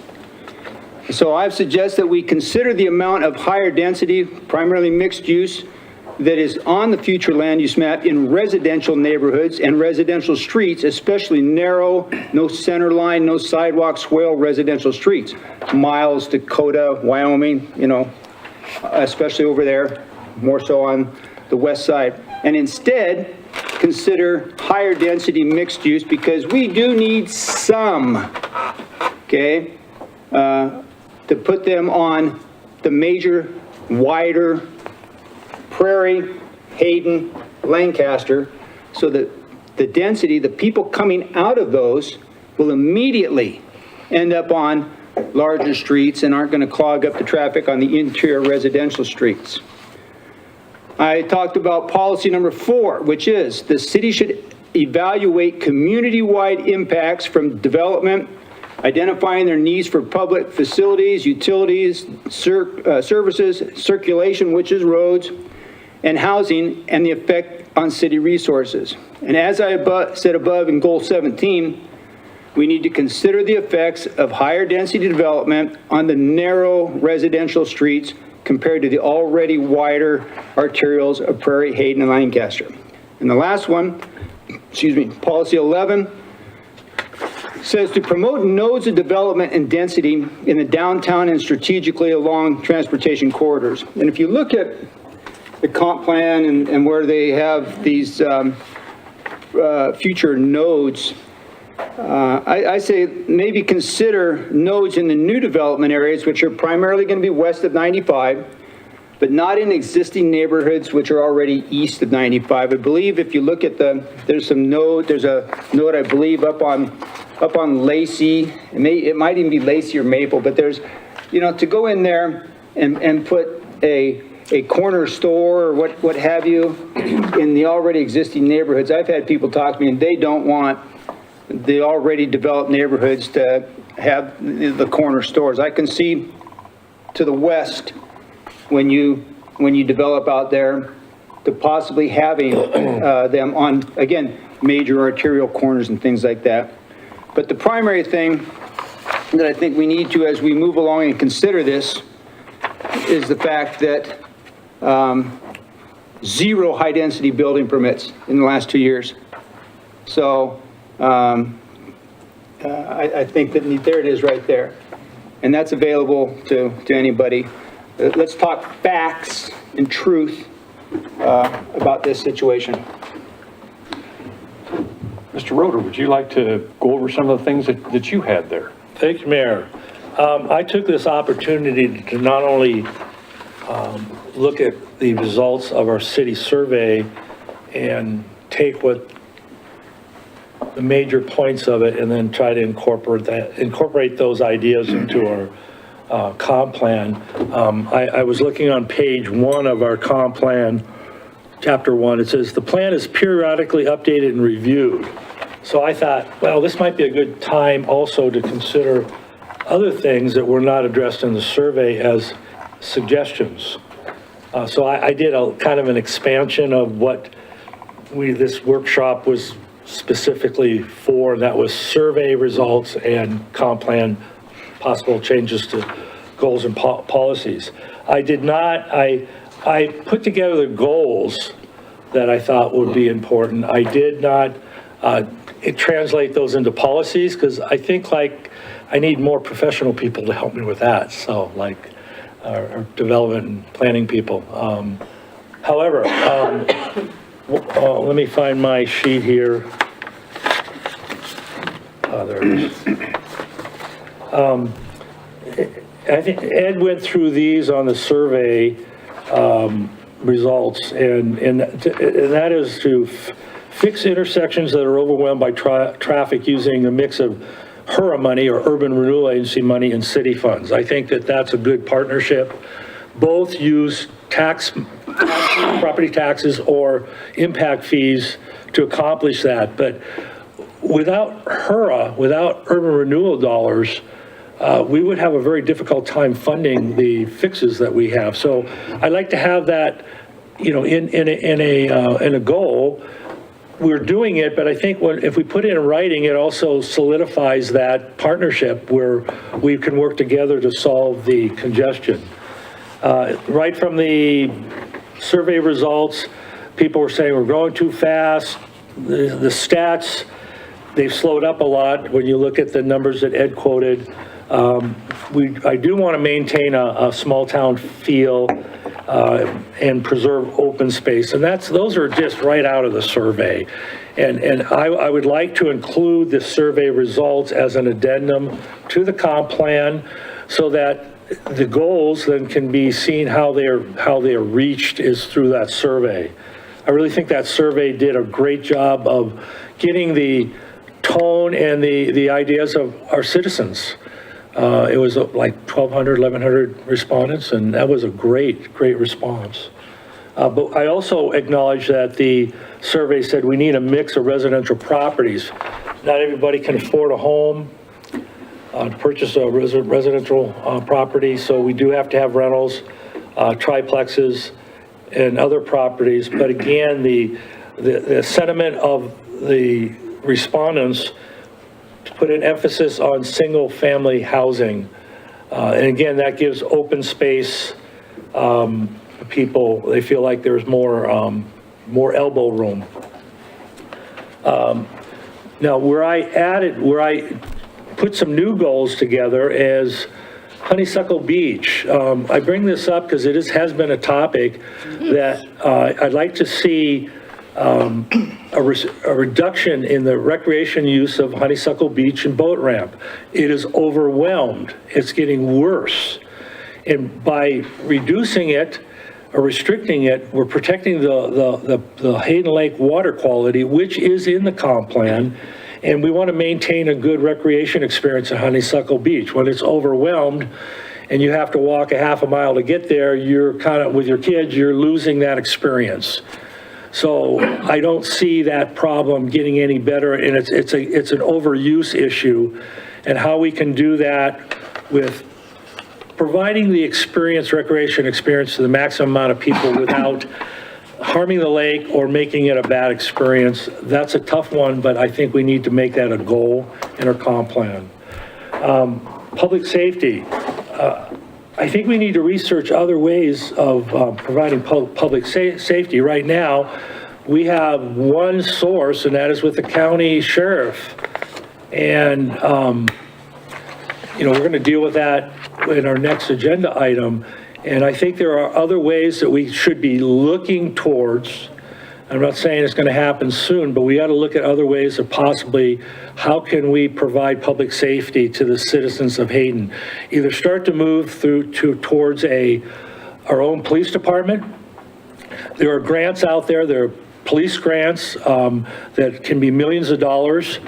Those are one-time monies that can help you get your police department started with equipment and personnel and administrative folks and so forth. But at the end of those 3 years, I believe you can have that grant for, you got to have a way to fund it. So you has to be some kind of transition to the long term. Another concept that one of the members of the public safety task force brought forth to me is that there's a city in Idaho, Bellevue, that does a marshal system. They have a marshal that they hire, and his idea was that you could maybe contract off-duty policemen, which are already, they're like, Coeur d'Alene has 100 policemen, I think Kootenai County has like 56, Rathdrum and Post Falls probably has combined 50. If we could get 8 of off-duty officers that we could contract with, we don't have to pay them benefits, they already have them with the police department they're with. A lot of policemen, I understand, look for other jobs when they're off duty. So this would be a perfect kind of match. I like that idea, but we need to be moving forward to looking at other options, because when we have only one option, it pigeonholes us and it doesn't give us much leverage in negotiations. And we need to be able to negotiate the best deal possible for the citizens of Hayden. Hayden Area Regional Sewer Board, we are working on it, but I think I'd like to memorialize it in our comp plan that we want to have city ownership of the sewer plant. It's the most effective, efficient way to do it. The county's on board. We're working through that goal. Hopefully we can get there. Also, we have to be very cognitive of the fact that we have to discharge our treated sewage into the Spokane River. That sounds really easy, very difficult, because we are under permits by the EPA and the Idaho Department of Environmental Quality to only discharge so much of chemicals within the water. We now have a new enemy, it's called forever chemicals. You can't get rid of them, supposedly. If they're forever, how do you get rid of them? And so that's going to be a cost and a burden put onto the cities, all in northern Idaho that are discharging into the river. We do land apply our discharged sewage in the summer months, but in the winter months you can't do it because the ground's frozen. So we're stuck. We have to use the Spokane River. Coeur d'Alene, Post Falls, and Rathdrum also discharge. So we need to be thinking about, will that affect growth? You know, will we have limits on the TMDLs that are made in the Spokane River, and how will that affect what we can do and how we plan for the future? You know, we had originally 36,000, 34,000 population projected for our city by KMPO. Do we have the sewer, the ability to treat that sewage and also be allowed to discharge it in the Spokane River? It's an important question that we should be looking at, working on. School facilities and transportation is another one that goes hand in hand with how we plan. And I'm not sure how to work that, but I just like the idea that we are in close communications or working closely with the school districts. Lakeland School District is part of our city, and so is School District 271. We need to have input from them to know where's at the next level. They got to build another school. I know they got to build it in Hayden. Are they going to build a new high school?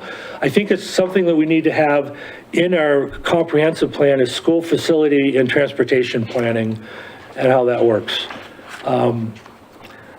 Agriculture, although is diminishing, we have agricultural working happening in Hayden. I don't know if it's on a large scale. I know that when I lived on the west side of Highway 95, they were growing seed potatoes and in northern Idaho because they could be diseased if you grow them in southern Idaho where they were growing the potatoes, so they separate it. So I know there's agriculture is an important part of, and we should be addressing whether we want to keep that in our plan or not. Do we want to maintain agriculture in the city of Hayden, or maybe let's just build houses. Maybe that's all we want to do, but we should address that. Private property rights, we're always struggling with this. We're want to protect private property rights, but we also are concerned about growth and density and effects on neighborhoods and nodes, and that is maybe we should develop a private property rights policy of some sort that would help guide us and what we can and can't do. And I know we have legal counsel to do that, but it's a difficult balance, and I would just like to see that in our comp plan and how we deal with it. We have some special areas and sites that are like Hayden Lake is a protected water because it's in our comp plan. We need to see how do we address the quality of Hayden Lake, Honeysuckle Beach, the Richards property down by Honeysuckle Beach is in a land trust. It is a conservation easement because it is a very large recharge zone for the Rathdrum Prairie aquifer. So, we need to be sensitive. We need to identify sensitive areas in our city that recharges the aquifer, because the aquifer is addressed in our comp plan, but I think we need to put that in a goal to make sure that we do what we can to help protect it. There have been aquifers that have been overused. They've been contaminated, and I'm not saying that that's happening now, but with the population growth we're expecting in this county, we don't know where our carrying capacity is on building over that aquifer, and we need to address that. Couple of deletion items, and this has to do with my original statement. The plan can be updated and reviewed. Ed went to a meeting, and I believe he said, and correct me if I'm wrong, that the Hutter bypass wasn't in the plans. Well, it's not that it's not in the plans, but it is so far out, and they've even given it a new name, and there was discussion about looking at 53 to go around Rathdrum instead. So it just seems to me like it's so far out there, and how long it's been going on, 20 some odd years already. So it's in limbo, we really don't know. We don't know what's happening. Okay, so that with it. deletion, we just need to be cautious on how much emphasis we put on planning for the Hutter bypasses. Also, a deletion, and I really am concerned about this because the future land use map has zone designations. My understanding, it's a future land use. It's not a future zone map. To me, it pigeonholes where applicants can go utilizing the future land map by identifying just specific zones. So I'd like to have discussion, and I'm concerned about it actually being a future land use map, where it just designates land usage. And so we have, as you, under residential, and Donna pulled it up here, you got single-family residential, you got residential suburban, you got mixed residential, and you got mixed use. Those are, if you categorize that as a land use, that's residential land use. By designating those as zones, you're kind of directing people that that's the zone that they can go to in the future land use map, and I'm not sure that the council wants to be directed that way into specific zones based on that map. So I'd like to remove the specific residential zones from the future land use map.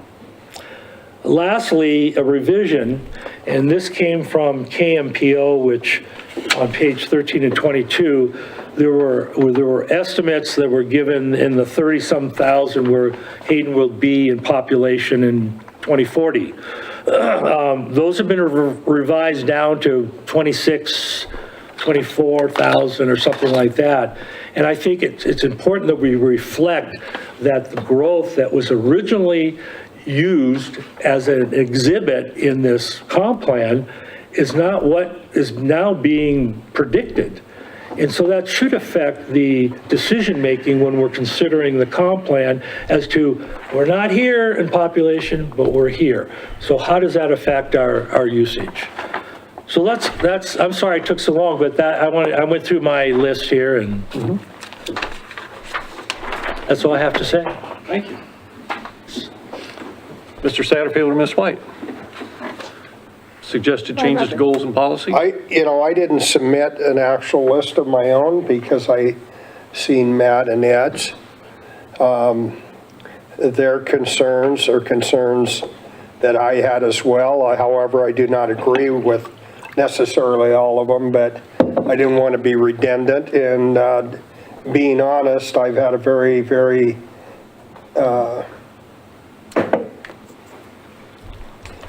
busy lifestyle and with some personal issues, and I was not able to really put a lot of thought into this. But having read Ed and Matt's, I think they've covered everything that I would have brought up.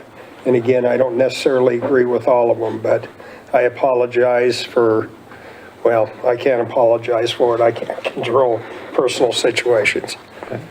Thank you. Ms. White? Yes, yeah, I too did not submit suggestions for this. I didn't see the other submissions though, ahead of time. I did make some notes on goals and policies, but I haven't written them down.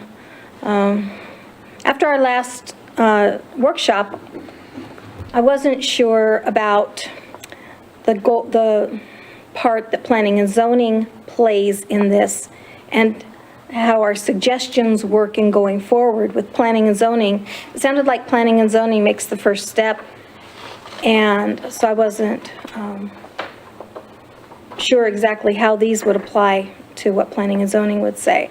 But I do think that we're kind of putting the cart before the horse and looking at goals and policies when I think we need to revise our vision statement, and we need to all agree on the vision statement as to where we're heading, because I think we differ in thoughts like on density and different things like that.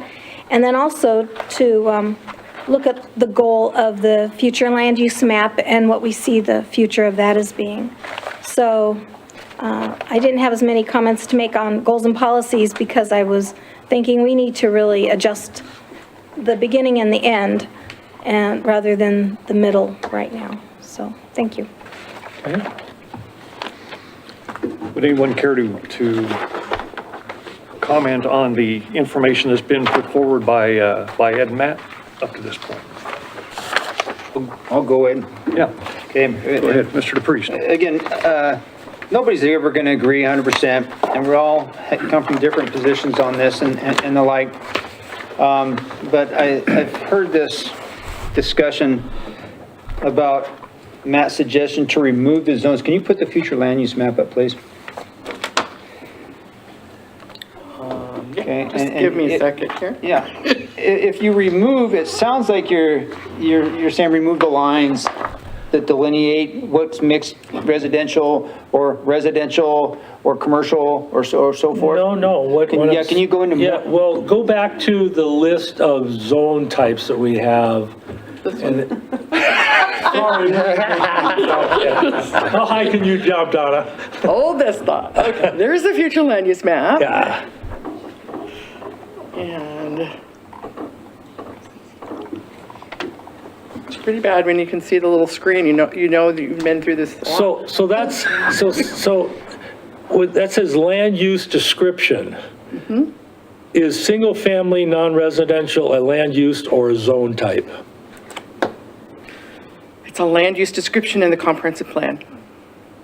It's a Is single- description of how you want that land to be developed as. Okay, is residential suburban a zone type?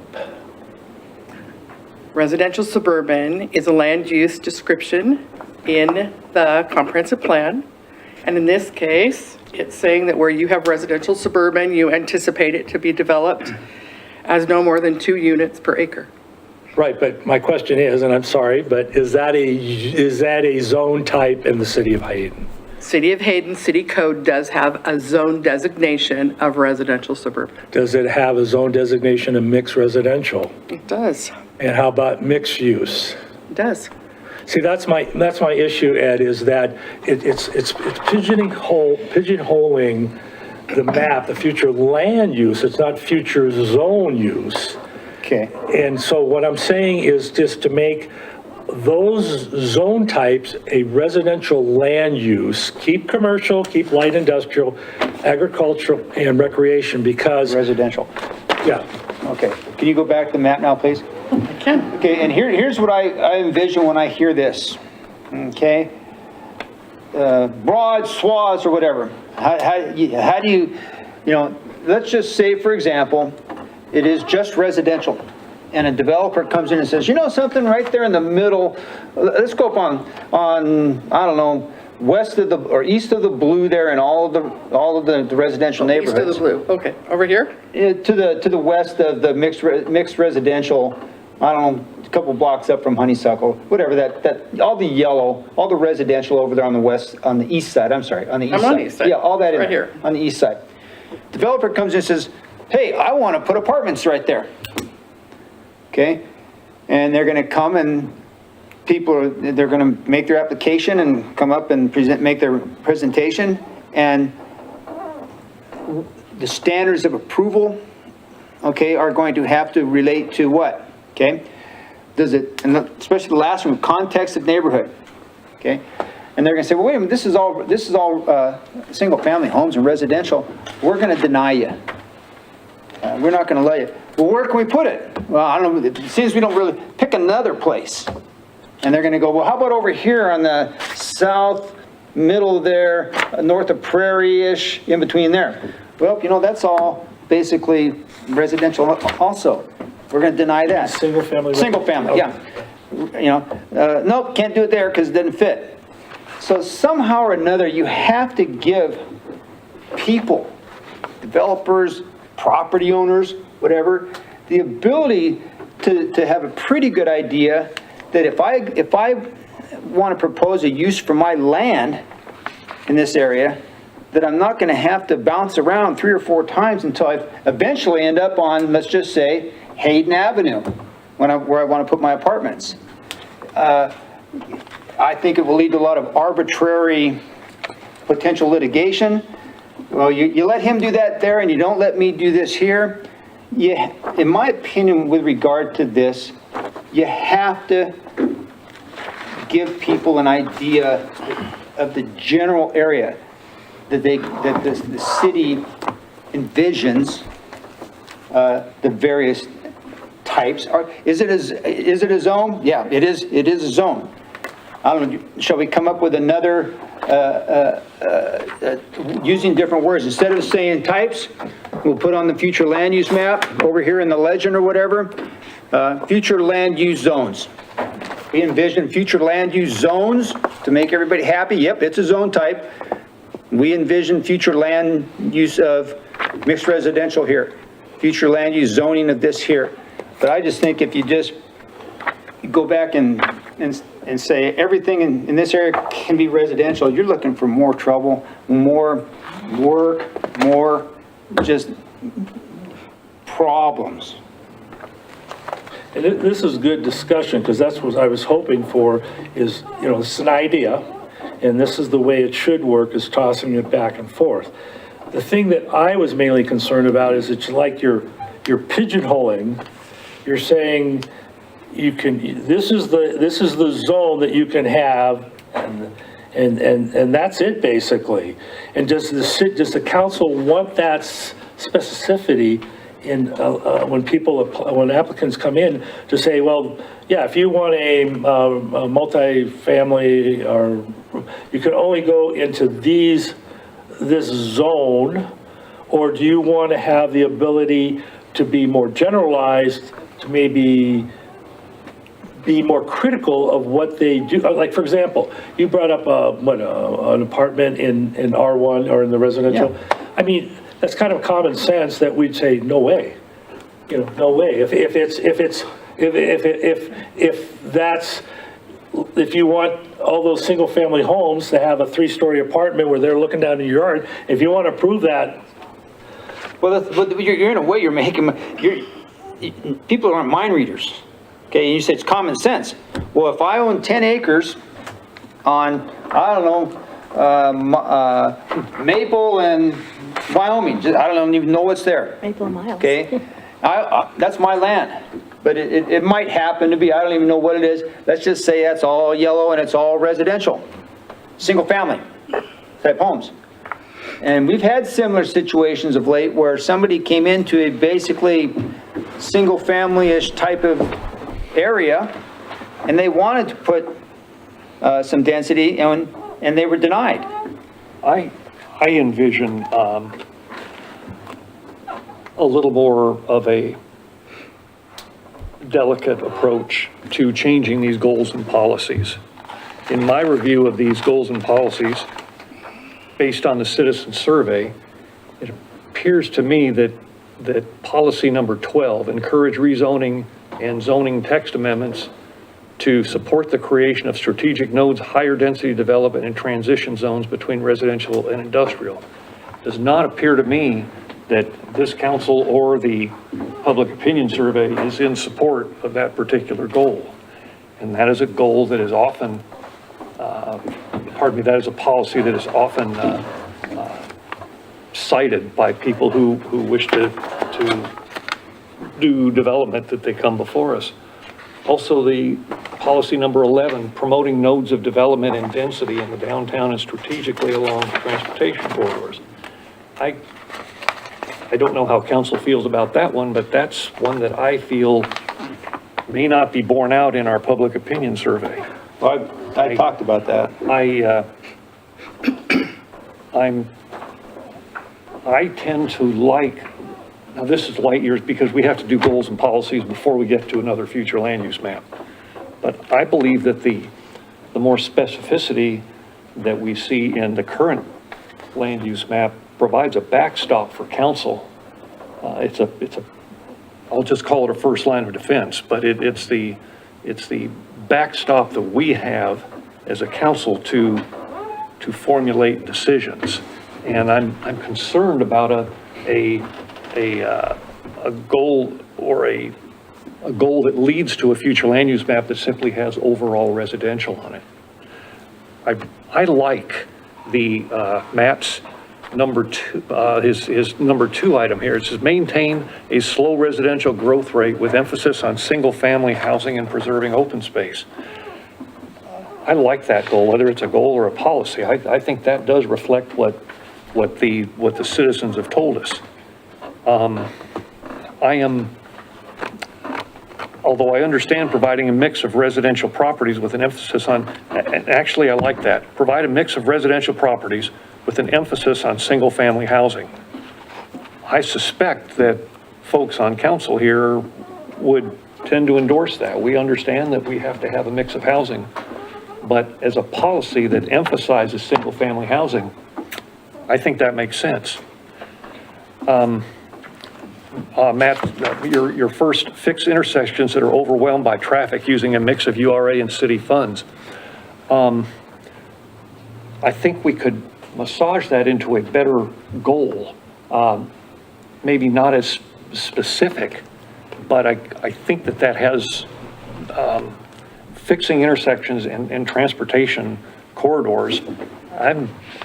Donna, you can probably tell me right off the bat, I haven't memorized all these like you probably have, but do we have something that would align with fixing transportation corridors in the,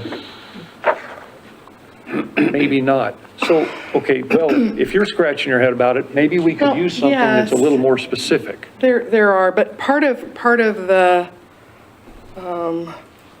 corridors conversation is actually in the action plan.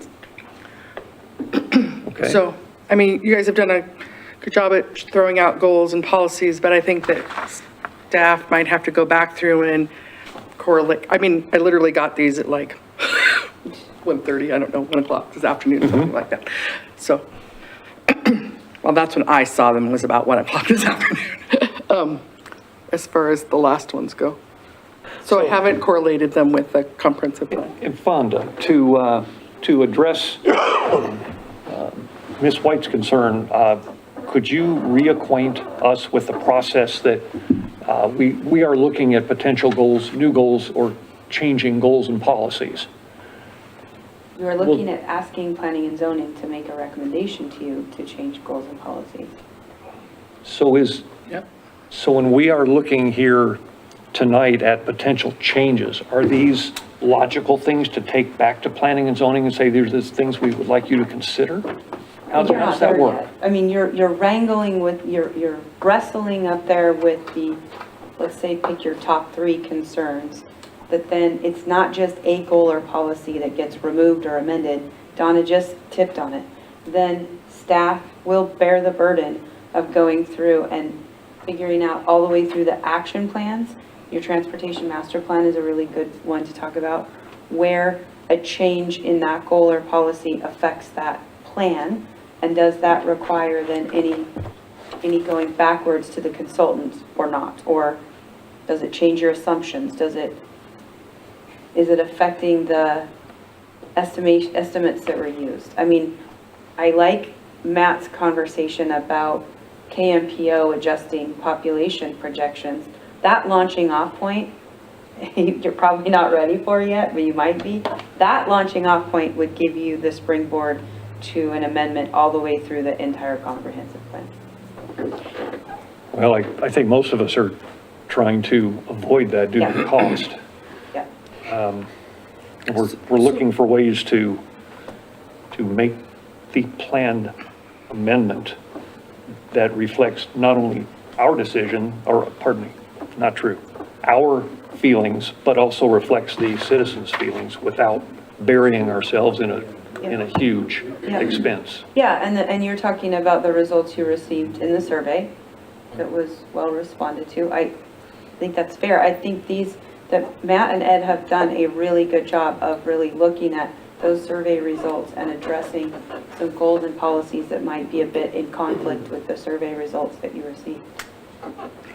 But then the next question beyond that is, if you make those adjustments to the goals and policies, does it affect your action plans? Because then those would need to be amended as well. I did want to comment, just really briefly, that the acres of single-family residential on the future land use map that exists today within the city are more than double all the other residential types added together, including mixed use.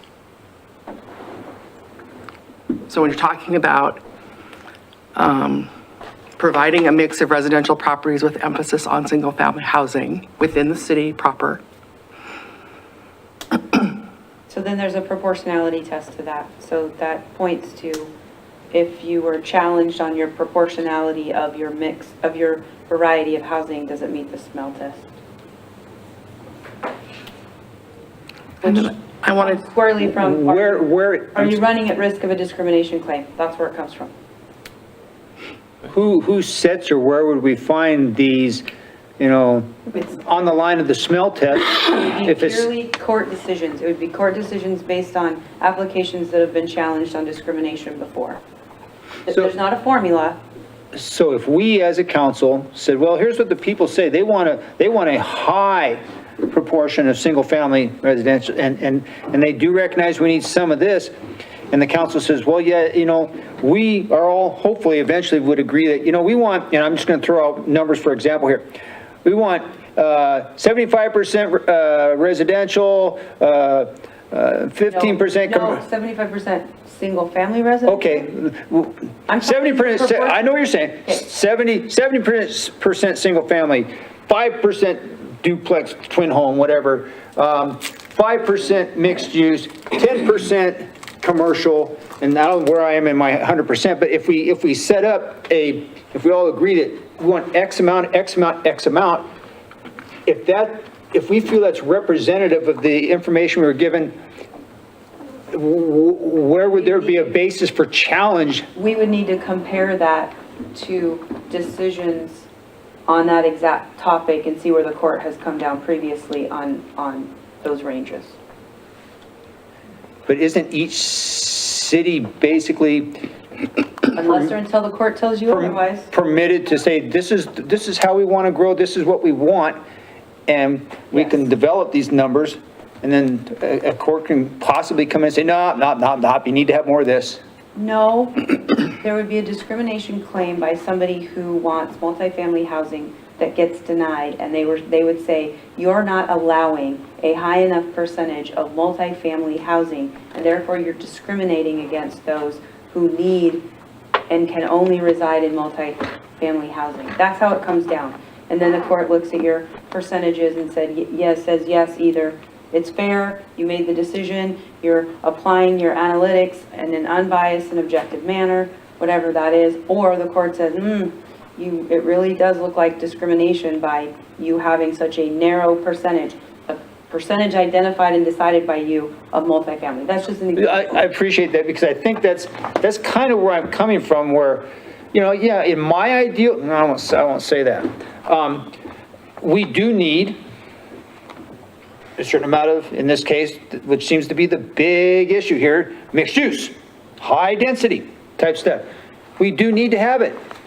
How much is the question, and where? But mixed use isn't, and Donna can jump on this, mixed use isn't just defined by high density. Mixed use is what allows for commercial and residential to coexist. I understand that, but most everybody, when you talk about mixed use, they think apartments. Yeah, it's commercial on the first floor. Oh, I see. Yeah, but the majority of people, when they see, and it's being proposed, when they see purple on the map, it's high density, and so we can't, I don't believe we can wipe it all off the map. Otherwise, you will have people saying, hey, discrimination.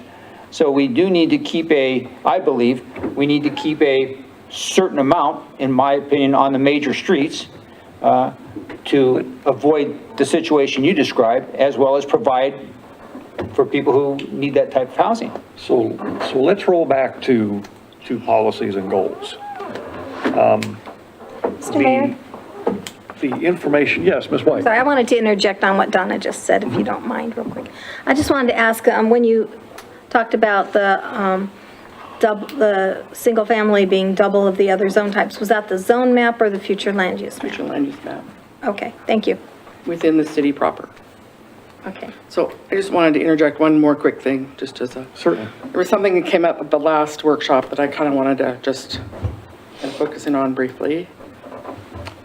The area that is in the dotted white line is the area that is called the exclusive tier of the city of Hayden.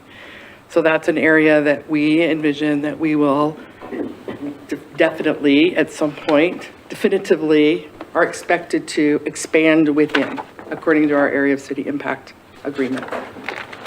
The area that is in this kind of shaded, diagonal shaded area west of Hutter is in a greater area known as the shared tier, which means that anybody that gets to them first, whether it's Post Falls, Rathdrum, or us, will decide how they're going to develop. So this is our map. This is Rathdrum's area of city impact, ... up there. So they're like right there, folks. And if you go to this map on Kootenai County, it shows you a better view of what that looks like. So this is the shared tier. This is Post Falls in bright green. You notice how they've kind of hop skipped across the shared tier. This is their designated area of city impact up to Prairie. We're the crazy pink color. That's the city. That's where the city limits are on Hutter. And this is the area that shows up on the future land use map. Is there any guarantee that those folks are going to develop in the city of Hayden, or are they going to develop by Rathdrum, or are they going to develop by Post Falls? I don't know, to be fair and honest. Is that fair? Yes. Okay. But that did come up last time at the last meeting on that, so I just wanted to explain that for everybody. So can I infer maybe by what you just said there, and I'm just going to take it for how I've taken it and have had discussions about it, that yeah, there's a race between Post Falls, and that's why they jump Prairie or whatever that is there, with that little square. They're battling with Rathdrum for little area in there, if you ask me, that if they decide to annex over to Hutter before we do, that they could basically annex that in as high density. Anything they want, for the most part. So as much as we look at what we have on our map here, if they get to it first, they're going to do what they want. And again, we have this discussion about traffic here, and it's true. Councilmember Satterfield has said it often, and it is true. A lot of the traffic that we get is not from people who live in Hayden. It's from people using east-west streets coming out of what is becoming ever more dense, west, northwest, Post Falls, south, or northeast rather, Post Falls, southeast, Rathdrum, who are coming over, and we can't do anything about that traffic as much as we'd like to. It's not so much what our growth here, it's the growth over there, and if they eventually get into it first, it's going to be just that much more that's going to use our roads and traffic issues and things like that. Okay. What would you like me to pull up? Sorry, I got sidetracked there. Just wanted to explain the differences between the two tiers. Mr. Satterfield.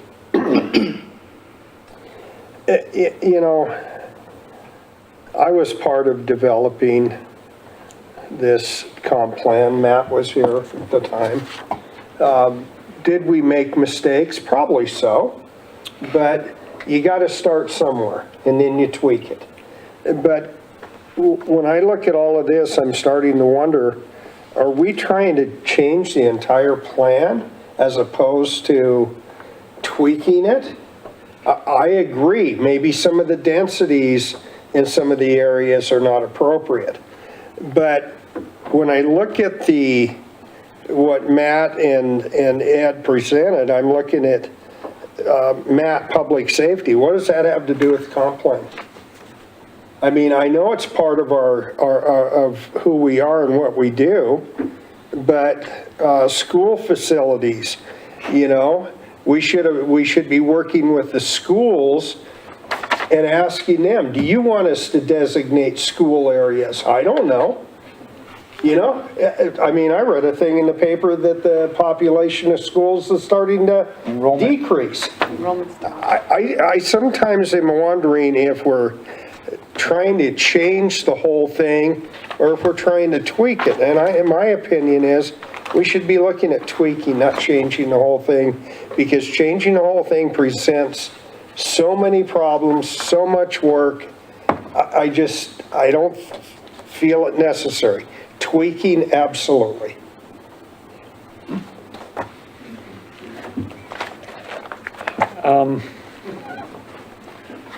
So if our council comes up with some concepts for changing some policies, does that get forwarded to the Planning and Zoning Commission?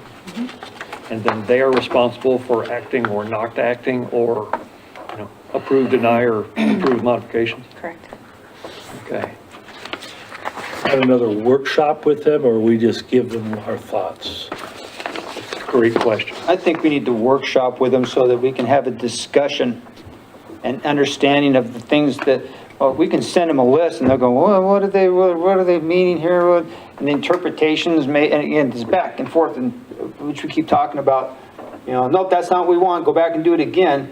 I think a joint effort so that there can be discussion, then they can digest the discussion and then come up with what they want to recommend to us.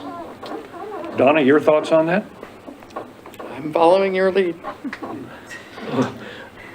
Mr. Hot Mayor? seat, Mayor. Ms. White? Hi, thank you. Okay, I also would like to hear from the public a little more before we go to planning and zoning. I know we're told that the process is probably supposed to be different, but I think there's members of our public who have some real strong opinions about these things and some really good ideas and great experiences to draw from that would help us in moving forward. So I would like some kind of a listening session or a town hall a place where people can come and talk to us and tell us what they're thinking about the changes to the goals and policies and the vision statement and future land use map before we move too much forward.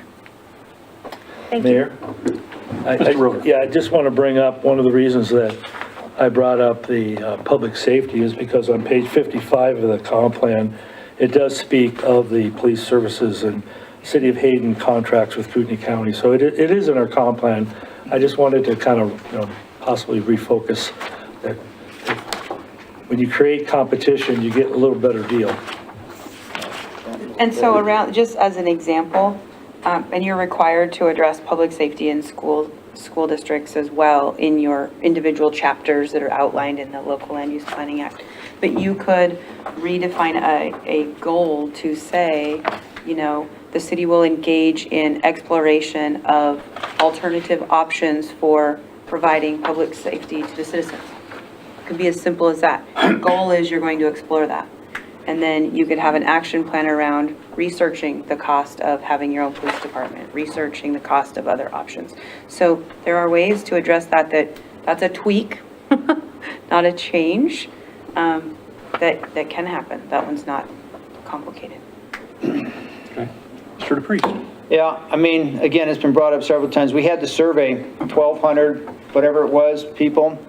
And I think the overwhelming sentiment has been what we've talked about, okay? Traffic, growth, density, and the like. That's why we were elected, okay? We had 1,200 interactions with the people. My concern is that what you see, if people even do show up, for the most part, at let's call it a town hall, open house, whatever, is you're gonna have a very select group of people who are, let's be honest with you, who are recruited, okay? Who are through social media and the phone trees and everything else, show up.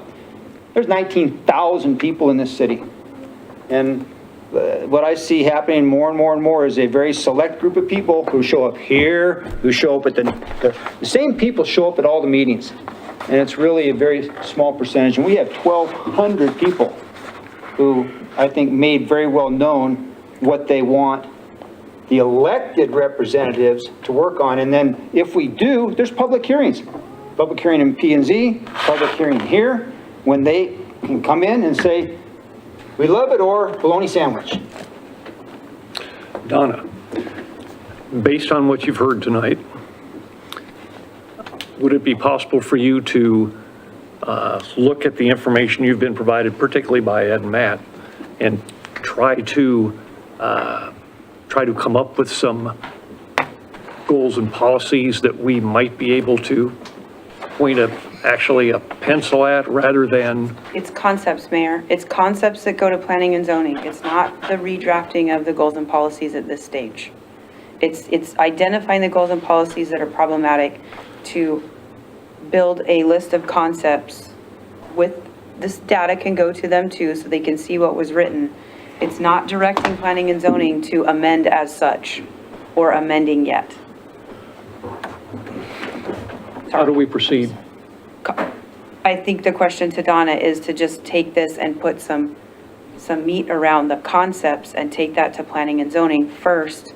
Let's get a flavor from them as to, are they willing to engage in this process? I'm sure they will be, and then set up a workshop between council and planning and zoning. Okay. Mr. Mayor? Yes, ma'am. Yes, I'd like to add, I wasn't aware that tonight's submissions were going to be highly considered towards policy changes, and I just thought tonight was a workshop and we were going to talk about these things. I do have ideas that I would like to submit and add to this. I don't totally agree with everything that I've seen tonight, and I would like to add some of my own concepts before Donna moves forward with addressing the Planning and Zoning Commission. Can we have another workshop on this? And also, another reason to have the public involved is I'm thinking about people specifically who understand zoning, who have opinions about the comprehensive plan, and who have actively come to meetings and would like to have, give us helpful input in helping us move forward. Thank you. I'm disappointed, in that I feel that we ask folks to come up with, after examining goals and policies, and come up with ideas. But I Can I make this? guess we could do that. Mr. DePriest? I mean, this has been workshop 3 times now, and like I said, can Councilmember White simply submit her, it shouldn't take her, I mean, we've all been working on it and thinking about it. Can she submit her, whatever she wants to submit to Donna? Because here, I'm getting the delayed drug out feeling. This is gonna be in the next year sometime, if not longer. And again, I said it last time, I think, before you know it, we're gonna be basically doing the whole comp plan again. We're gonna be gearing up to do the entire comp plan again. I agree, it's a little, I've said it's a tweak here and a tweak there, like we've done before. Ms. White, could you draft out some of your policies, your ideas on changes, and give that to Donna and the rest of us? Yes, I can do that. Okay. Mr. Satterfield? May I also be allowed the opportunity? Mother, may I? I let the city down, my fault, all the way across, but Yes, you certainly may. yeah, I don't want to play favoritism with Sanders, so. Yeah, that would be. Thank you. That would be good. Mr. Mayor, do you have a date? A My date? wife said, my bad. Put, Give a date. Sometimes it works better to have a date than it has to be. But could you do it in a week? Oh, yeah, Okay. I can, Sandra, it's, Yes. Great. By next Tuesday, we'll look forward to that from Mr. Satterfield, Ms. White. and again, I apologize, but That's fine. couldn't avoid it, sorry. Understand. Moving on. Yep. First of all, let me get consensus from council. Are we all okay with proceeding with that? Yes. Okay. Moving on to the next idea. I am very hesitant to discuss the law enforcement agreement because I haven't even looked at it yet. I think anyone else that has looked at it and seen the scratch outs on the first page have gone ballistic without looking past the first page. Well, our drop dead date is the last meeting in September. We need this to go into effect October 1st. So if you want to table conversation about it until our next meeting, or Yes, I guess, and we may need to have a special. or we meeting. could have a special meeting. Yeah. Ms. Rowe. Question After for next legal, Tuesday. please. Yes. Assuming that we go past the drop dead date deadline of when this agreement would like to be executed, say we go into October and we have to negotiate some more, are we under any obligation to pay the county when we have no executed contract with them? We have to meet all of the representations that we made to the community about providing them with the expanded law enforcement services under the base budget levy override, which was indicated to go into effect October 1st. So I understand have a that. payment. The question is whether or not, if there's not the ability to produce what was represented to the citizens, are we under an obligation to pay the county if we don't have an executed contract? we have a payment due to the county October 1st, no matter what. I was going to say, quick read would be that we would be obligated to continue to pay what we're currently paying, but not the new amount, because the contract basically says that it will continue on unless Unless or one of the until- parties terminates the contract. And so if you chose to terminate it, you could do that, but what I would see is it would just continue on under the old But then we have amount. these, we have these representations that went into the election for the base budget levy override with regards to expanded law enforcement services. Absolutely. Now, with what But under you're the saying, contract, yes. that our current contract, I think, is $700 and some thousand for the year. So if this didn't get negotiated, for whatever reason, we still have that in place. That's correct. Providing the county with $700 and some thousand until a new contract is negotiated and executed. Yes. And I think the money, because starting October 1, the county, we're requesting the county to start collecting that we would, if we did pay that amount there, we would hold those funds in a law enforcement only fund. A restricted fund. Yeah, Right. until the contract was worked out or whatever. I agree with the mayor. If we just got this tonight, it's kind of hard to. And so did I, just so the public knows, it came to my email inbox at like 4:45 this afternoon. So we just literally printed it and handed it out. Okay, then we will not discuss the law enforcement contract tonight. Given that information, are there any other issues in front of the council at the moment? Are we scheduling a special meeting to review this? We have not scheduled a special meeting to do this, no, to review this. We have not done it. We I'm can not just suggesting. handle it at the next regular council meeting. Which will be, what's today, the 12th, the 26th? 26th. 26th. Ladies and gentlemen, do I have a motion to adjourn? So moved. Second. We stand adjourned. What?